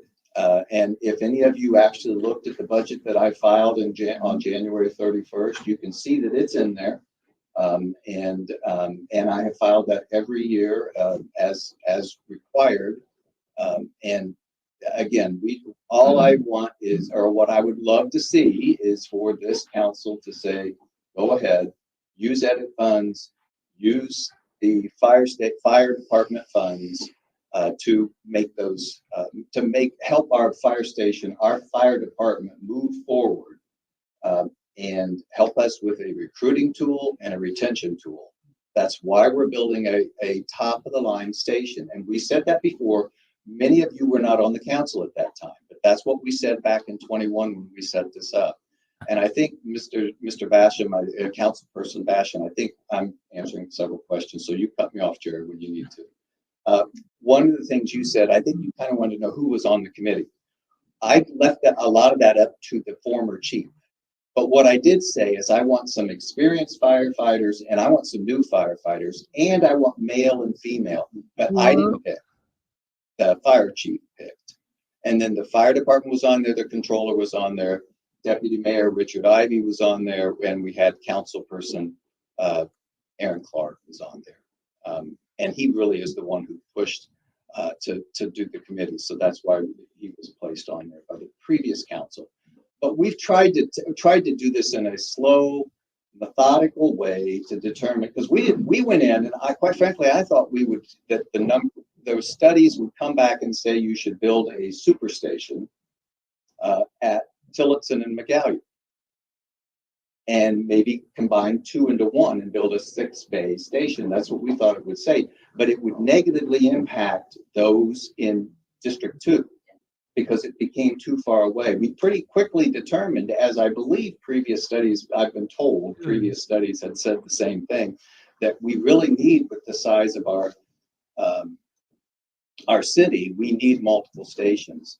The committee narrowed it down to 3, and the chief and I had already committed 2% of the EMS funds go toward upgrading the fire station. Yeah. So I said, we've got to come up with a system. So this kind of goes into your capital improvement plan.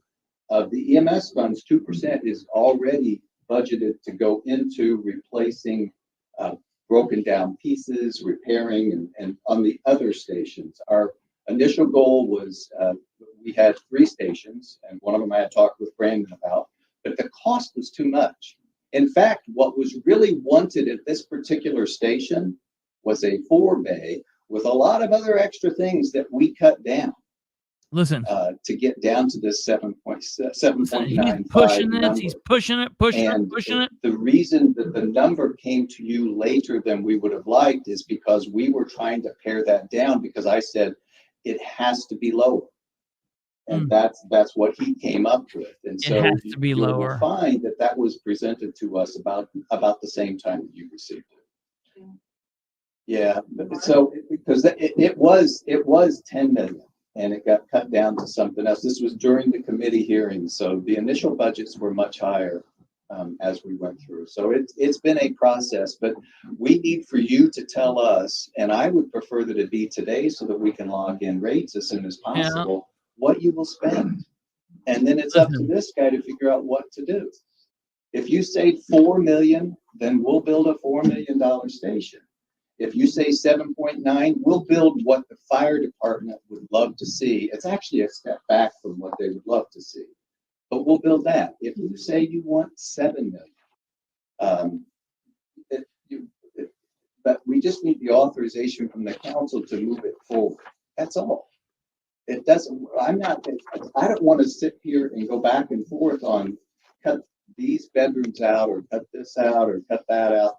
Let's just, if it's coming out of a source that is beneficial to our community, which is edit, and it's coming out of a source which is the fire department to pay for it, then that allows the other funds to come back to the general fund, which was the overall purpose that we wanted. We wanted to come up with a way to do it.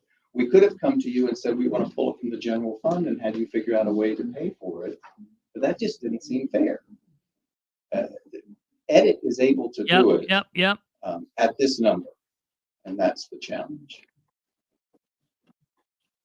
I understand what you're saying, and the reason that I'm looking at this price tag is because what we spend on this station, you've already said there are 7 stations that need addressed. What we spend on this station, we can't spend on the next station. And so our job that we're tasked with, that you're saying that these stations are in such a deplorable condition, and we've seen that. Okay, so you agree? Oh, absolutely. Yes. I said that in January. Yeah. I think that's something we all agree with, Yes. that these things need to happen. I don't think that's a false narrative that we don't agree that we need these stations. But what we spend on this station, we can't put towards another station and another station. And so that's all, at least for myself, I'm looking at.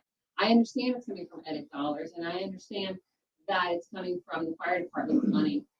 But I also understand that after this one, there are 6 more that need to be addressed. Yes. Well, and many of those are being addressed on a smaller scale because not all of them are in as much need. So what we determined is that 3 of the stations were in the most need. And so that's where we were going. And we originally had hoped to do 3, and the number was way out of line. And we told Greg, we can't make that happen. We wanted to do 2 and would have brought 2, but the temporary location that we have to do for station 5 has to go through the variance board. They don't want to go through it until the council approves it. So we said, okay, well, we'll just start with 6. We wanted to do it all together. We wanted to do those 2 stations together. 5 needs done As much. as much, if not. It's clear 5 and 6 are the worst. Yes. And It's 5 pretty clear. is unable to house the truck that, Absolutely. and so that's A huge issue. It is. It's a 12 this year. From Fort Wayne out of this. I don't really understand. So I approached the mayor. And so our job that we're tasked with, that you're saying. Edit is able to do it at this way to do it. We could have come to you and said, we want to pull it from the general fund and had you figure out a way to pay for it. To pay for it, then that allows the other funds to come back, this out or fit here and go back and forth on cut these bedrooms out or cut this out or cut that out. Let's just, if it's coming out of a source that is beneficial to our community, which is edit, and it's coming out of the source, which is the fire department, to pay for it, then that allows the other funds to come back to the general fund, which was the overall purpose that we wanted. We wanted to come up with a way to do it. We could have come to you and said, we want to pull it from the general fund and had you figure out a way to pay for it. But that just didn't seem fair. Edit is able to do it at this number, and that's the challenge. But what's he going to do in all the other bullshit things that he does? And the reason that I'm looking at this price tag is because what we spend on this station, you've already said there are 7 stations that need addressed. What we spend on this station, we can't spend on the next station. And so our job that we're tasked with, that you're saying that these stations are in such a deplorable condition, and we've seen that. Okay, so you agree? Oh, absolutely. Yes. I said that in January. Yeah. I think that's something we all agree with, Yes. that these things need. That we have to do for station. Absolutely. And so that's A huge issue. It is. Absolutely. Yeah, so I just want to say also, that's exactly what my position is. It's just that we know these, at least these other 2 are coming, hopefully fairly quickly behind. I think it was last meeting, I think you said it would be decades before we can get through them all. And so that's what we're All looking at. 7, but not all 7. Not all 7, of they course don't. not. But point being, They all have work to be done. 100% of them have work to be I done. think they all 7. need like the breathing part, right? Which to me is the most important. Yes. For citizens, for the firefighters, to me, that is the most important It part, is. right? To let us have it, but it's for the temporary location. But they have to get a variance to do it. Okay. Mayor, so I'm trying to really understand. Sure. What you just said was that let's get it going, moving forward. And the council Whatever, if you say do 4, if you say do 7, whatever. So you're saying that council will be involved on the finances or have any say in the finances? That's exactly what this meeting is. This meeting is to bring forward what originally was 8.7 million, which includes some closing costs. And there could be fund, if you could still do the 8.7. And what we don't need in closing costs, which is $700,000, could go toward doing some of the air work that's needed in one of the other stations, or maybe 2. I don't know. Or you can cut it down to what I emailed all of you, which was that we knew the closing costs were going to be less. But yes, it's all about you giving us the number, and then it's up to him to make that number work. It's already not exactly what the fire station wanted, but it's better than what Fort Wayne got. And yet the price per square foot, I believe you each received something. The price per square foot is almost identical. So we just, so legal counsel says that. May I make a comment? I just want to thank you personally. You have stuck with this for 3 years, and you're here to support public work. The council will help it move forward with. I just want to make sure I had my ducks in a row with my question. So on the fire station, again, I think everybody agrees that there's a need. I do have a couple of questions. I know it was brought up that edit dollars is going to be funding this. There's going to be some money coming out of the 104 EMS fund as well. But wasn't it said last month that this is all going to be backed by tax dollars, property tax dollars, should there be a shortfall somewhere, which we don't predict? Yeah. So there is a discussion to be had with the tax dollars there. Obviously, we hope that nothing happens with the edit fund, and we hope that nothing happens to the 104. But that is a point. I'll also point out that the conversation of retention has come up quite a bit in this discussion. We also have a lot of competition in salary. Salary that would come out of property tax. We already do pay some salary out of the 104, so there's already commitments. I would also point out that while probably the right way to tie up edit dollars, as somebody who's been very critical on how we spend edit dollars in the city, this bond is going to far outlast any elected official here. So we are committing future edit dollars. Yes. And again, I'm okay with that. I'd like to see more of them committed, just because I don't like that it's used with very little oversight at best. But I think there is conversation to have on how much money we're spending, where the money's coming from, what challenges the city's going to face in terms of salary and recruitment and retention on that front. And then I think we also just need to make sure that when we're committing our dollars, that they're our dollars and not somebody's dollars 8, 12, 16, and 20 years down the road. So thank you. Yep, I agree with him. Thank you. Thank you for the questions, Mr. Pop.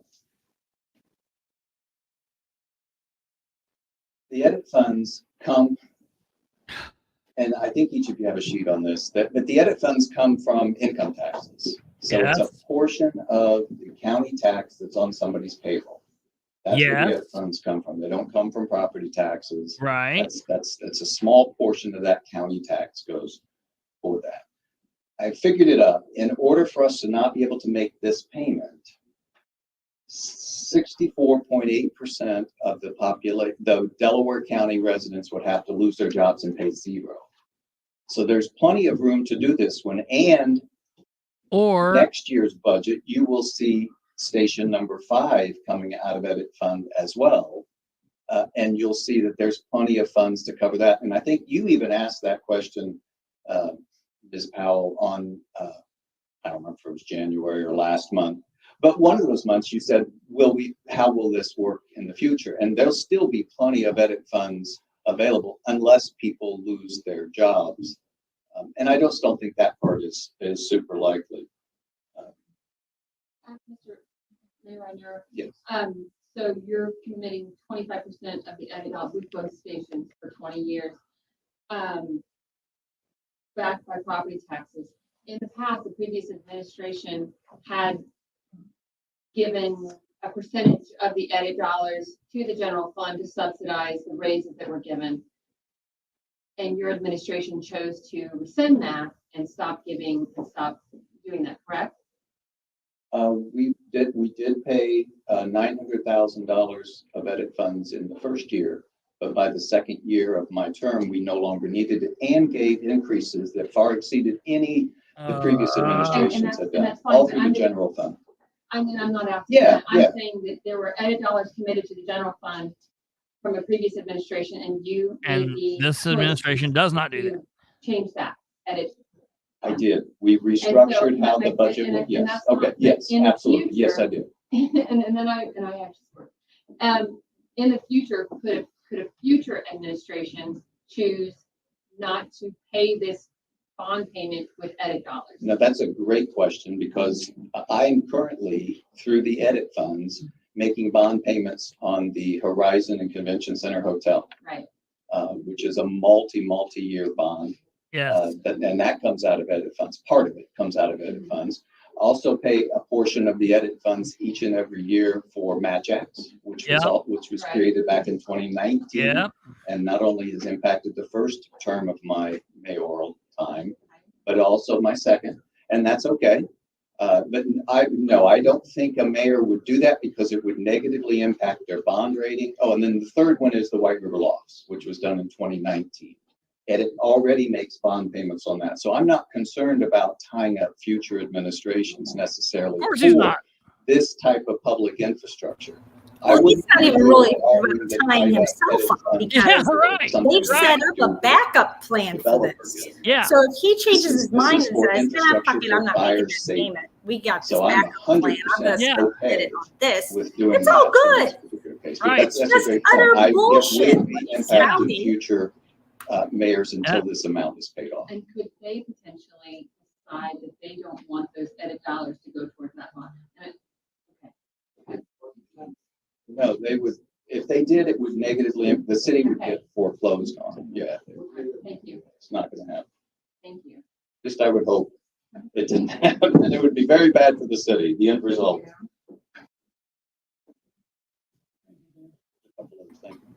Yeah, so the city will scramble to make sure it comes up with the money some other way. Right. Mary Stilts here on Muncie. All of you need to think about the firefighter's life that we just lost a couple weeks ago to cancer from all the carcinogens that he had been exposed to in the firehouses as well as out on the jobs. Did the firehouse kill him? 3 firefighters to cancer in the last 5 years. That's I don't 3 know. too Guy many for smoke is. I mean, buildings what? that are not fire stations that are not set up to I was just asking. take care of the environment. For I those know. firefighters. I Are we gonna didn't lose hear 10 about this. more So how did this before gentleman we die? fix these issues? I have no clue. So I think don't about know. I didn't know about this either. A couple people talked about it, but this is not something I knew about, so I don't know.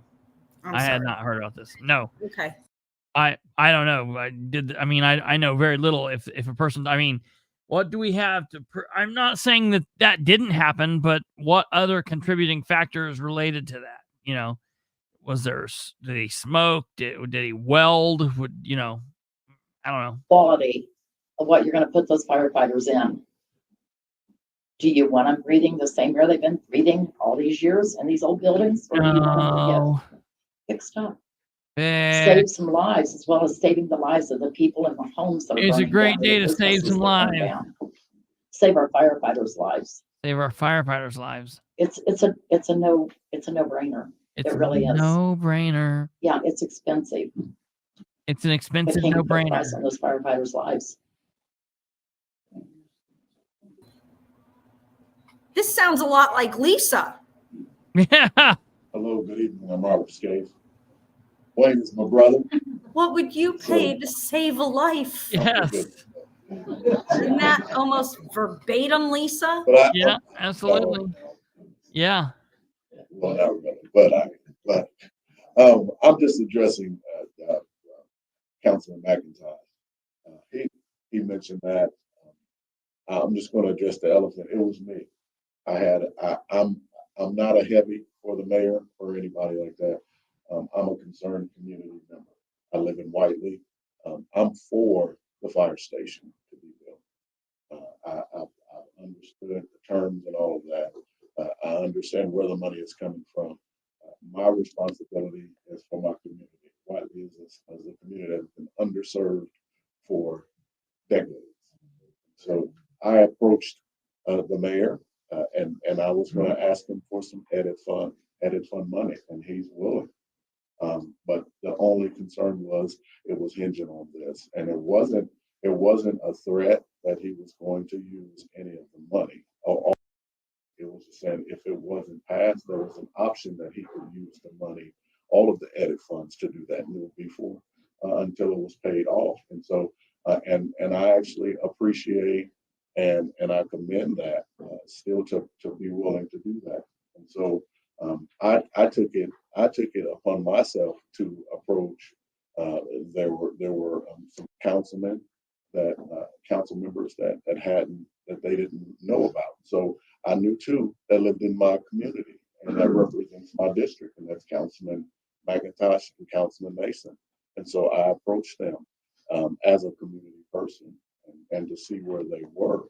And it wasn't a threat to tell them that he was going to use it. That wasn't how it was communicated. It was an option. It was an option. And so I appreciate the fact that you guys are doing your due diligence in this matter.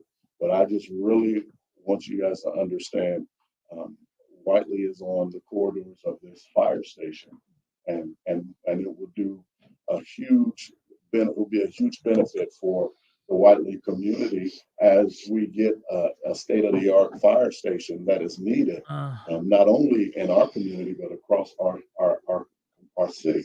And so this is one of many that will be built. And so, and they pulled out all the stops going in and pushing these people. And it will be for 3 years. So, but I had to speak my heart. Yeah, well, I appreciate it. I felt like I was thrown under the bus. So I just feel like I need to stand up here and clear the air. So, all right. Well, thank you. Sorry. Jason Chapin again. I just thought I'd address something that Sarah said that I hadn't been readdressed yet. We apply for grants. Like I know this earlier today, I'm working with my union vice president, who's also our thing. For example, you talk about your gear scrubbers. We recently applied for the grant for gear washers for all 7 stations. The federal government, it's an HG grant, but that's the year. We can only do that once a year, that particular grant. Work on them.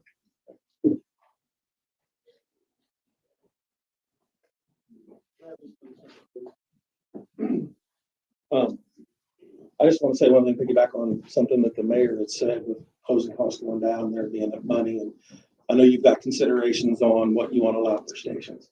I don't know if the hang up is the total amount of the bond or if it's the total amount of the one station. And I know we're all concerned about stations, and the deputy chief and I are committed to revitalizing every one of these stations as long as we're here and we're able to do that. So if you don't feel, hey, look, the cost of this station, I don't want to go there, but it's not necessarily the actual bond payment. Councilperson Powell was going from 96. Hey, you really need to look at a station 8 eventually, so from the get-go. Okay. It is tied specifically to Station 6, but I reached out. So it has to be used for a similar purpose. So Yes, good. And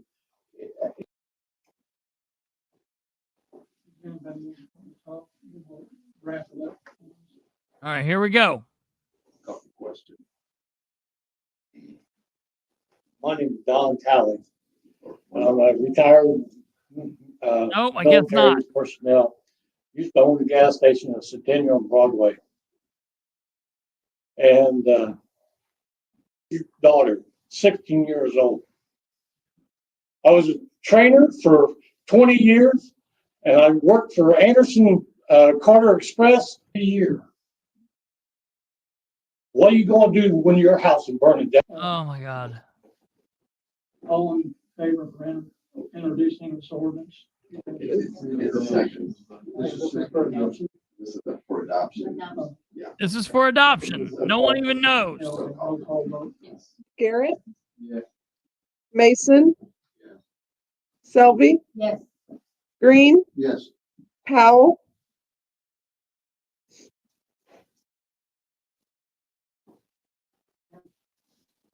McIntosh, He was a no. Basham, Yes. Gullion, No. President Dishman. Most certainly, yes. So ordinance 2-24 passed 7-2 with just an absolutely not a here's the facts, here's the information, here's the questions, here's the answers. It was an onslaught of person after person after person coming up and calling out and slamming the council people. Now, they could have held their own. I didn't hear anybody, and I'm going to call out. Brandon Garrett told me that he said that he would push for a second meeting before voting on this. I did not hear that. I will be calling Counselor Garrett tomorrow and finding out why that happened. I expect you to explain why you did not push for that second meeting. I don't give a shit who stood up and who pushed you and who plotted you guys on so Dan could jam this through like he does. I talked to Brandon Garrett 20 minutes before he walked into this meeting. And he told me he was going to fight for a second meeting. And there you go. No second meeting.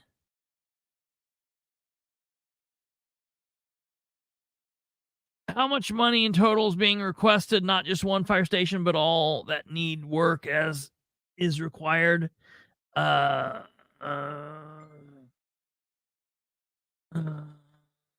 see here.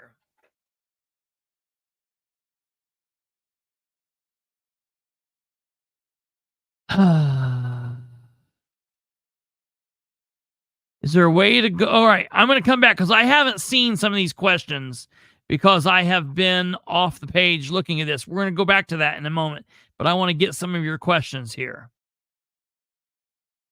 We've got a couple new people in here I want to answer. Loretta Blair, there are more people dying from drug addiction than firemen dying of cancer. Nobody is doing anything to save them. I definitely understand your concern for the drug addicted. Listen, I know that there is an issue with firemen and the carcinogens. There is no question, and they need to take steps to take care of that, to protect them, and to fight to save that. I understand that, and that is something I'm concerned about. I'm also concerned about the drug addicted. The city needs to do more about that with this situation. You know, I think more answers were needed. Is there a way to guarantee that the edit money is spent on these loan payments and that the mayor can't change his mind later because there is something else he wants to spend the money on, like in the contract or anything? As far as that goes, I don't know. There is, as far as I'm concerned, there is no way for the citizens or the council to keep him on that, because he literally can do what he wants with edit money with basically no oversight. So I don't think that there is a way to hold him to that other than to just constantly keep our foot on his neck. And listen, that's something I want to explain to you people. You don't elect these people and say, okay, have at it. We elected you. Have fun. We'll see you in 4 years. No, we keep our foots on these people's necks, making sure they're doing the right damn job. And when they're not, we squeeze a little bit harder and we ensure that they're doing things right. You don't just let these people go and like, okay, well, you know, have at it. Your job is not over once you cast your vote. Your job is just beginning at that point. Moving on from there, Derek says firefighters are exposed to an extreme amount of carcinogens. Fighting fires, absolutely. I have a buddy that just left firefighting because of the long-term effects of that. But living situation, not buying it. How much money in total is being requested? Charlize asked. I don't know. I'm gonna have to look and see. Of course, I'm gonna have to request that and find out, because the ordinance does not say that. The ordinance simply does not spell out what the total amount of money is. I don't know. I don't know what the answer is. If anyone has an answer, let me know. Can we expect this same scenario for each fire station? That's what I'm afraid of, Charlize. I have no idea what's going to happen with the next 6 fire stations. I have no freaking clue. This scenario is playing out like the crisis center, like Michael's Place, like Hoyt Street, like Rises, fire trucks. Absolutely. It's a cluster. We have no idea what's going on. It's ridiculous, and time will tell. Let's see here. So yeah, and I want to go back to the Roger Overby said the firefighter died of cancer. And I don't know who that was. He wasn't an active duty fireman, right? It must have been a retired firefighter. And look, my heart and goes out to him and to his family. Cancer's a bitch. I don't like, I lost my father to cancer. I lost an uncle to cancer. It is a terrible, terrible disease. And, to think that someone's going and putting their life on the line, and because of their going and putting their life on the line to help us and help the public and helps people in the community. And that's going to cause them, in 4, 5, 10, 15, 20 years down the road to have lung cancer. That's just horrible. We need to do everything that we can do to make sure that does not happen. Now, I don't think that, I think that you can do that and fight all of that and still have adequate questioning of a situation when you're just going to throw lots and lots and lots and lots and lots of money at a situation. I think that there's ways to do both. There's ways for the council to be thorough and to also fight for the firemen's health and well-being. I've always heard it's just because you can doesn't mean you should. It's me, RG 3B. Yes, that's true. Let's see here. Okay, that's where we are. All right, we're going to go through here. That took that whole ordeal. Okay, housing should have nothing to do with that. The reason they talk about that, Derek, and I get what you're saying, and I can understand where they're coming from, because when they come back from those fires and the carcinogens, then they've got their clothes that has that stuff on it, and they're taking their stuff off out in the bay, and then they're going into the house into their firehouse where they live, and there has to be like an airlock system to make sure that stuff doesn't get into the living quarters. So I get what they're talking about. They've got to have some kind of an airlock system or something, some kind of way to discontaminate, but I'm not a fireman. So, other than maybe laundry. I do not know. Jack, I'm going to go over that here in just a moment. I want to get through the rest of this real quick, and then we are going to go through that. I know we're getting a little long. I just want to go through this quick 7 yeses, 2 noes. way. All of those proceeds not be utilized on that project. They could be used for other fire projects.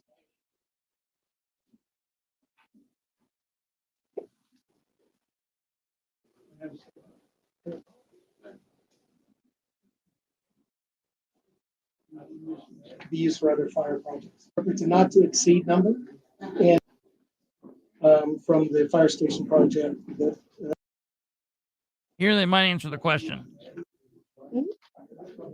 Right. My name is Victor Smith with Bose McKinney Evans in Indianapolis, Fund Council for the city.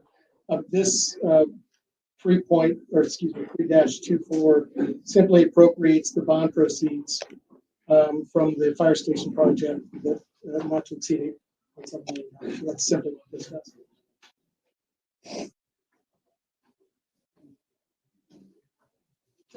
So this would actually appropriate that whole 8.7 million to this project. It's appropriate to not to exceed number. And should, as we just said, should all of those proceeds not be utilized on that project, they could be used for other fire projects. So they're appropriating the money basically out of his edit fund and out of the fire department's fund, and it's a not to exceed that 7.9 million or 8 point something million. So that's what it is. So it's just that one fire station. Can we help for the actual cost? Because at this point, we are the bond. Obviously, they can start raising funds for bonds, raising funds. Yes, and Mr. Smith can correct me if I'm wrong, but yes, the passage of the last ordinance would allow them to go forward with the sale of the bonds. This is just simply authorizing them the use of those proceeds. Certainly. Which party here in two may be required and desired. Basically saying that there are any changes that all parties must be notified. In addition, I would like to add where it says if to the city, it has the controller's information, it has Bose McKinney.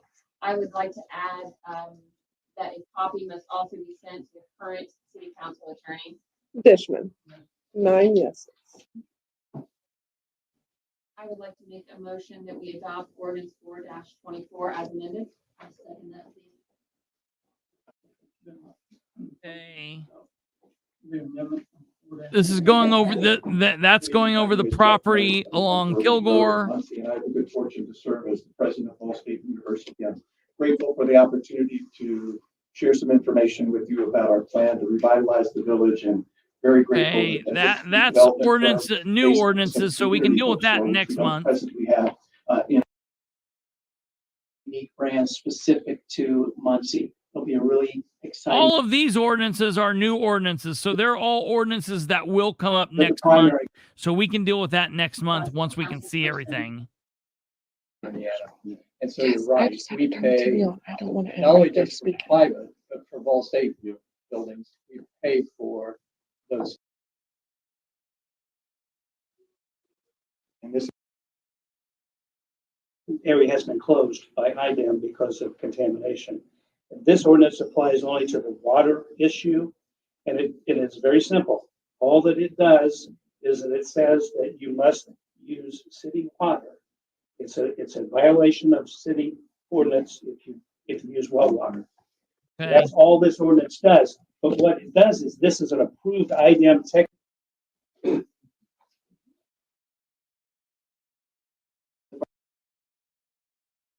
The totals are based on what we got last year. The way the projects are divided up is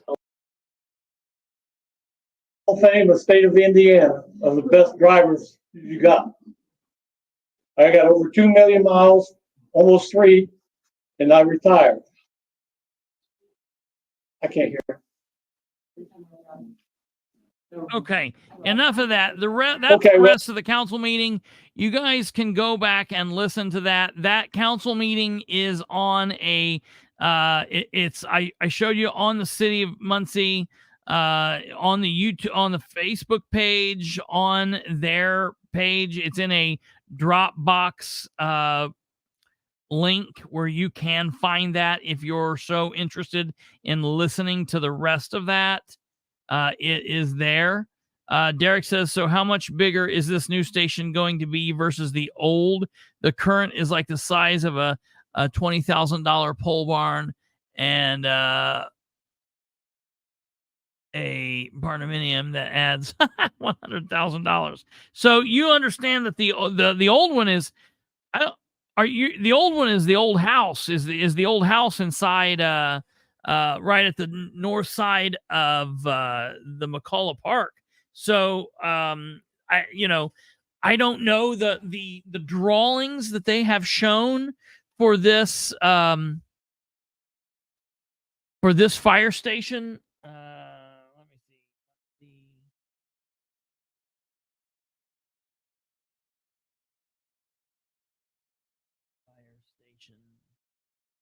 Fire station. They had some drawings of this, And I don't think that, yeah, here it is. I can show you this. So this is what that they were saying that this one was going to look at. Station 6. Yeah, right here. This is the one that they were saying that it would look like. This one here. The biggest one over in here. So it's gonna look similar to how the garage is over here, and then the living quarters would be over here, and so that's gonna look very similar to that. I don't know. Time will tell. The other one that they drew up looked like this, and this is the one that would be over on Tillotson, just on the west side of Ball State University. So, look, at the end of the day, I'm appalled at the pressure that was put on the council. I am appalled at a lot of the racial undertones that were used to apply pressure to the council members. I am appalled at some of the racial undertones that some of the people on the council also used, some of the tactics that the people on the council used, and a lot of the tactics that the mayor and members of the fire department used. I believe that the citizens were made to feel like their questions did not matter, and the city did everything that they could do to be as non-transparent as possible. The first committee meeting hearing, Rose Selvey made sure that it was not live streamed. It was a big disaster. Her and I got into a big argument over it, and we haven't really spoke since.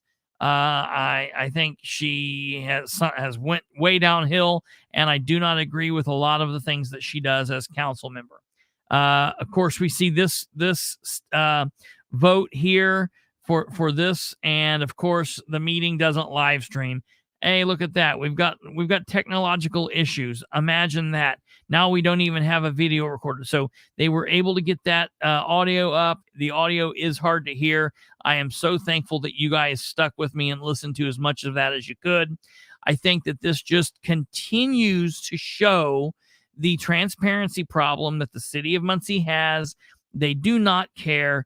And it's frustrating when so many of us for the last year watched every single person in City Hall on social media 24 hours a day, ready to answer questions and to make posts and to fight back to help ensure Ridenour's re-election. And now that he's won re-election, you can't get them to answer questions. You have to ask the same question over and over and over, and they almost make you have to yell it, scream, and be mean before they will answer. And then once they answer, they're like, well, you're out of control. And it's like, no, you guys know what you're doing. It's ridiculous.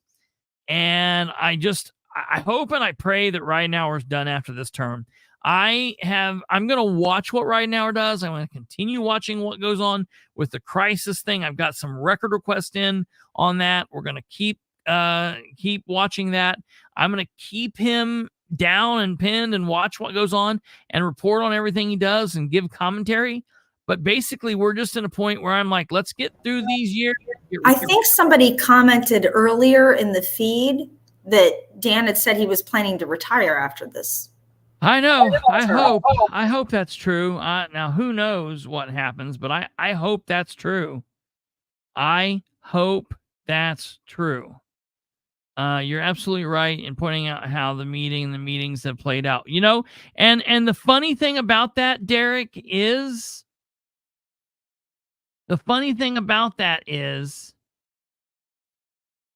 this, like, I could have called it. I would never have thought they would have pulled some crap like this. I could understand not live streaming it so they didn't get all the comments that they got and then uploading it later and just saying, hell with it and don't watch now. But the fact that they were just so emboldened to play this game and then for 2 whole days continue the farce until finally it's like, okay, dude, they act like they act like the heroin addict that says like, hey man, will you give me $20 for gas? And you're like, nah man, I know you're not getting gas. You sold your car last week for for drugs. You don't need any gas. And they're like, come on, they just lie, and then when they're caught, they continue lying even when caught. And it's like, quit doing that. Just come out and be honest with it. But it is what it is. That's Dan Ridenhour, and it's how he's always been. It's how he's going to continue to be. Our only hope is we realize elections have consequences. We have the ability to make some serious changes in the near future in the Delaware County government, because the only thing worse than the city of Muncie sucking is for the city of Muncie to suck and Delaware County to suck and Indiana to suck and the national government to suck. Let's make some changes where we can, folks. Hey, I do want to say really quickly, I am going to cover this again because we're at the very end of the show, and I want to make sure that we have chance to give this the due that it's deserved. But I do, this is very, very, very important that I want to put this out there. Give me a second here. I got to get this into a place. We're going to go over this. No show tomorrow, no show Saturday. We will be back Sunday. Unless something really crazy happens, I'm going to try to get some shorts out and things like that over the weekend. We will be back Sunday. Sunday, we're going to do a show about Henry County because of what I'm just getting ready to show you now. The sheriff today received a complaint right here. This is big breaking news. This is a complaint from the Freedom from Religion Foundation, and it was sent via email and U.S. mail to J. Sproles at henrycounty.in.gov, April 4th, 2024. Sheriff John Sproles, Henry County Sheriff's Office, referenced the unconstitutional government-sponsored baptism. And it says, Dear Sheriff Sproles, I am writing on behalf of the Freedom from Religion Foundation regarding a constitutional violation that recently occurred in the Henry County Sheriff's Office. FFRF is a national nonprofit organization with more than 40,000 members across the country, including more than 500 members in Indiana. Our purposes are to protect the constitutional principles of the separation between church and state and church, in this case, they wrote, and to educate the public on matters relating to non-theism. It is our understanding that on March 11th, 2024, the Henry County Sheriff's Office hosted a baptism for some of its inmates. The Sheriff's Office promoted this government-sponsored religious ritual on its official Facebook page, Baptism Day at Henry County Jail. They go on and they say, please see the enclosed screenshot. It then goes on to say, community members who saw the post clearly viewed it as supporting Christianity, with several commenters posting Christian messages like, this is wonderful, praise God, all to Jesus we give the glory to, looking forward to seeing them in eternity, and praise God. While we write to ensure that Henry County Sheriff's Office ceases the promotion of and its official affiliation with Christianity on its official social media page and through its programs in violation of the Establishment Clause of the First Amendment. While the Sheriff's Office may permissibly accommodate free exercise rights of its inmates by providing opportunities for religious worship, the Henry County and its employees may not organize, promote, and participate in religious events and programs or promote religion on a social media page. Okay, let me go back here and do this. Show you here. This is what we're still on. Okay, the Sheriff's Office motives in promoting inmate baptisms on social media is not to accommodate inmates, but to advance Christianity and coerce inmates and and the broader Henry County community to adhere to the tenets of Christianity. The sheriff's office is actively coercing inmates to participate in its religious activity. Any inmates aware of sheriff's support for and celebration of inmates being baptized will not feel free to decline to participate. This is constitutionally impermissible. The government cannot legally sponsor sectarian religious events in this facility and promote them in its official capacity. Nor can it use a county jail with literal captive audience to proselytize and convert inmates to Christianity. It is the basic tenets of the Establishment Clause jurisprudence that the government is prohibited from taking these actions in advance, show preference for, or coerce individuals to participate in religion. And it goes on and on and on and on. I'm going to post this. We're going to go over this more on Sunday. Look, I'm going to be really honest about this. I'm a Christian. I'm a believer. I am a free citizen. And look, I want everybody to live the life they want to live, and I want everybody to be happy, healthy, and live a wonderful life on this earth and in the next world for eternity, okay? And, I'm not a Bible thumper in the way that I don't go beating it into people's heads. I have no problem speaking about my belief, and no problem speaking to you about Christianity and religion and yada, yada, yada. I am also not a government official. While I think that the actions that the sheriff's department take can be good, it's how he does it. It's how he does it that I have the issue. He does it in a way that he's not even doing it for them. He's doing it for himself to say, look at me. What blows my mind is the fact that he does these things when they're already faced with the lawsuits that they're faced with. All right. Look, me personally, I think that there is a battle going on in the fight for good and right, and we've all got to decide what battle we want to stay on. And I think I'm on the side of right. Sproles just has to be careful, and he's not. This is just a situation where he lets his ego drive him, and he does the wrong thing. It's where he makes the wrong decision. So that's very important. We'll talk about that on Sunday. We're also going to talk about what Jackie just put up. There was a meeting tonight, Delaware County Solar Ordinance Revision. Delaware Muncie Metropolitan Plan Commission had a meeting at 6 p.m. tonight at the county building. I can't find anything on Facebook about the outcome. Anyone have any information? I was not able to attend. The meeting should be live streamed, but because it's Endpoint Creative, they might put it up in 2 weeks. They might put it up in 4 weeks. Who in the hell knows? I do have some people who were going to be in the audience, but I have not had a chance to talk to them. I will talk to them this weekend, and we will talk about what occurred on Sunday. You guys have a wonderful rest of your evening. Have a great Friday. Tomorrow's Friday. Have a great Friday. Have a great weekend. Have a great Saturday. And we will see you back here at Sunday, 9 p.m. Eastern. You know what time. And if something pops off, I'm liable to come on. So you might want to go through before you roll out of here tonight. You might want to go through and you might want to subscribe to the channel. While you're doing that, give us a thumbs up. You can also give us a middle finger, but definitely give us the thumbs up. Hit the like button. Hit the subscription. Hit the bell so you stay notified when we go live, because I'm not going to tell you. I don't know.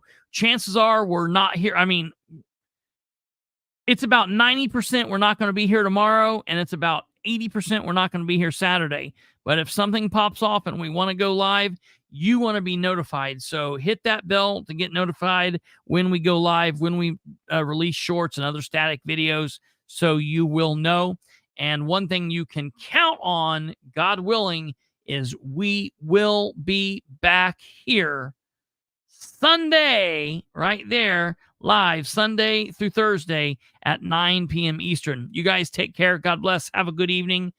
Good night. Goodbye.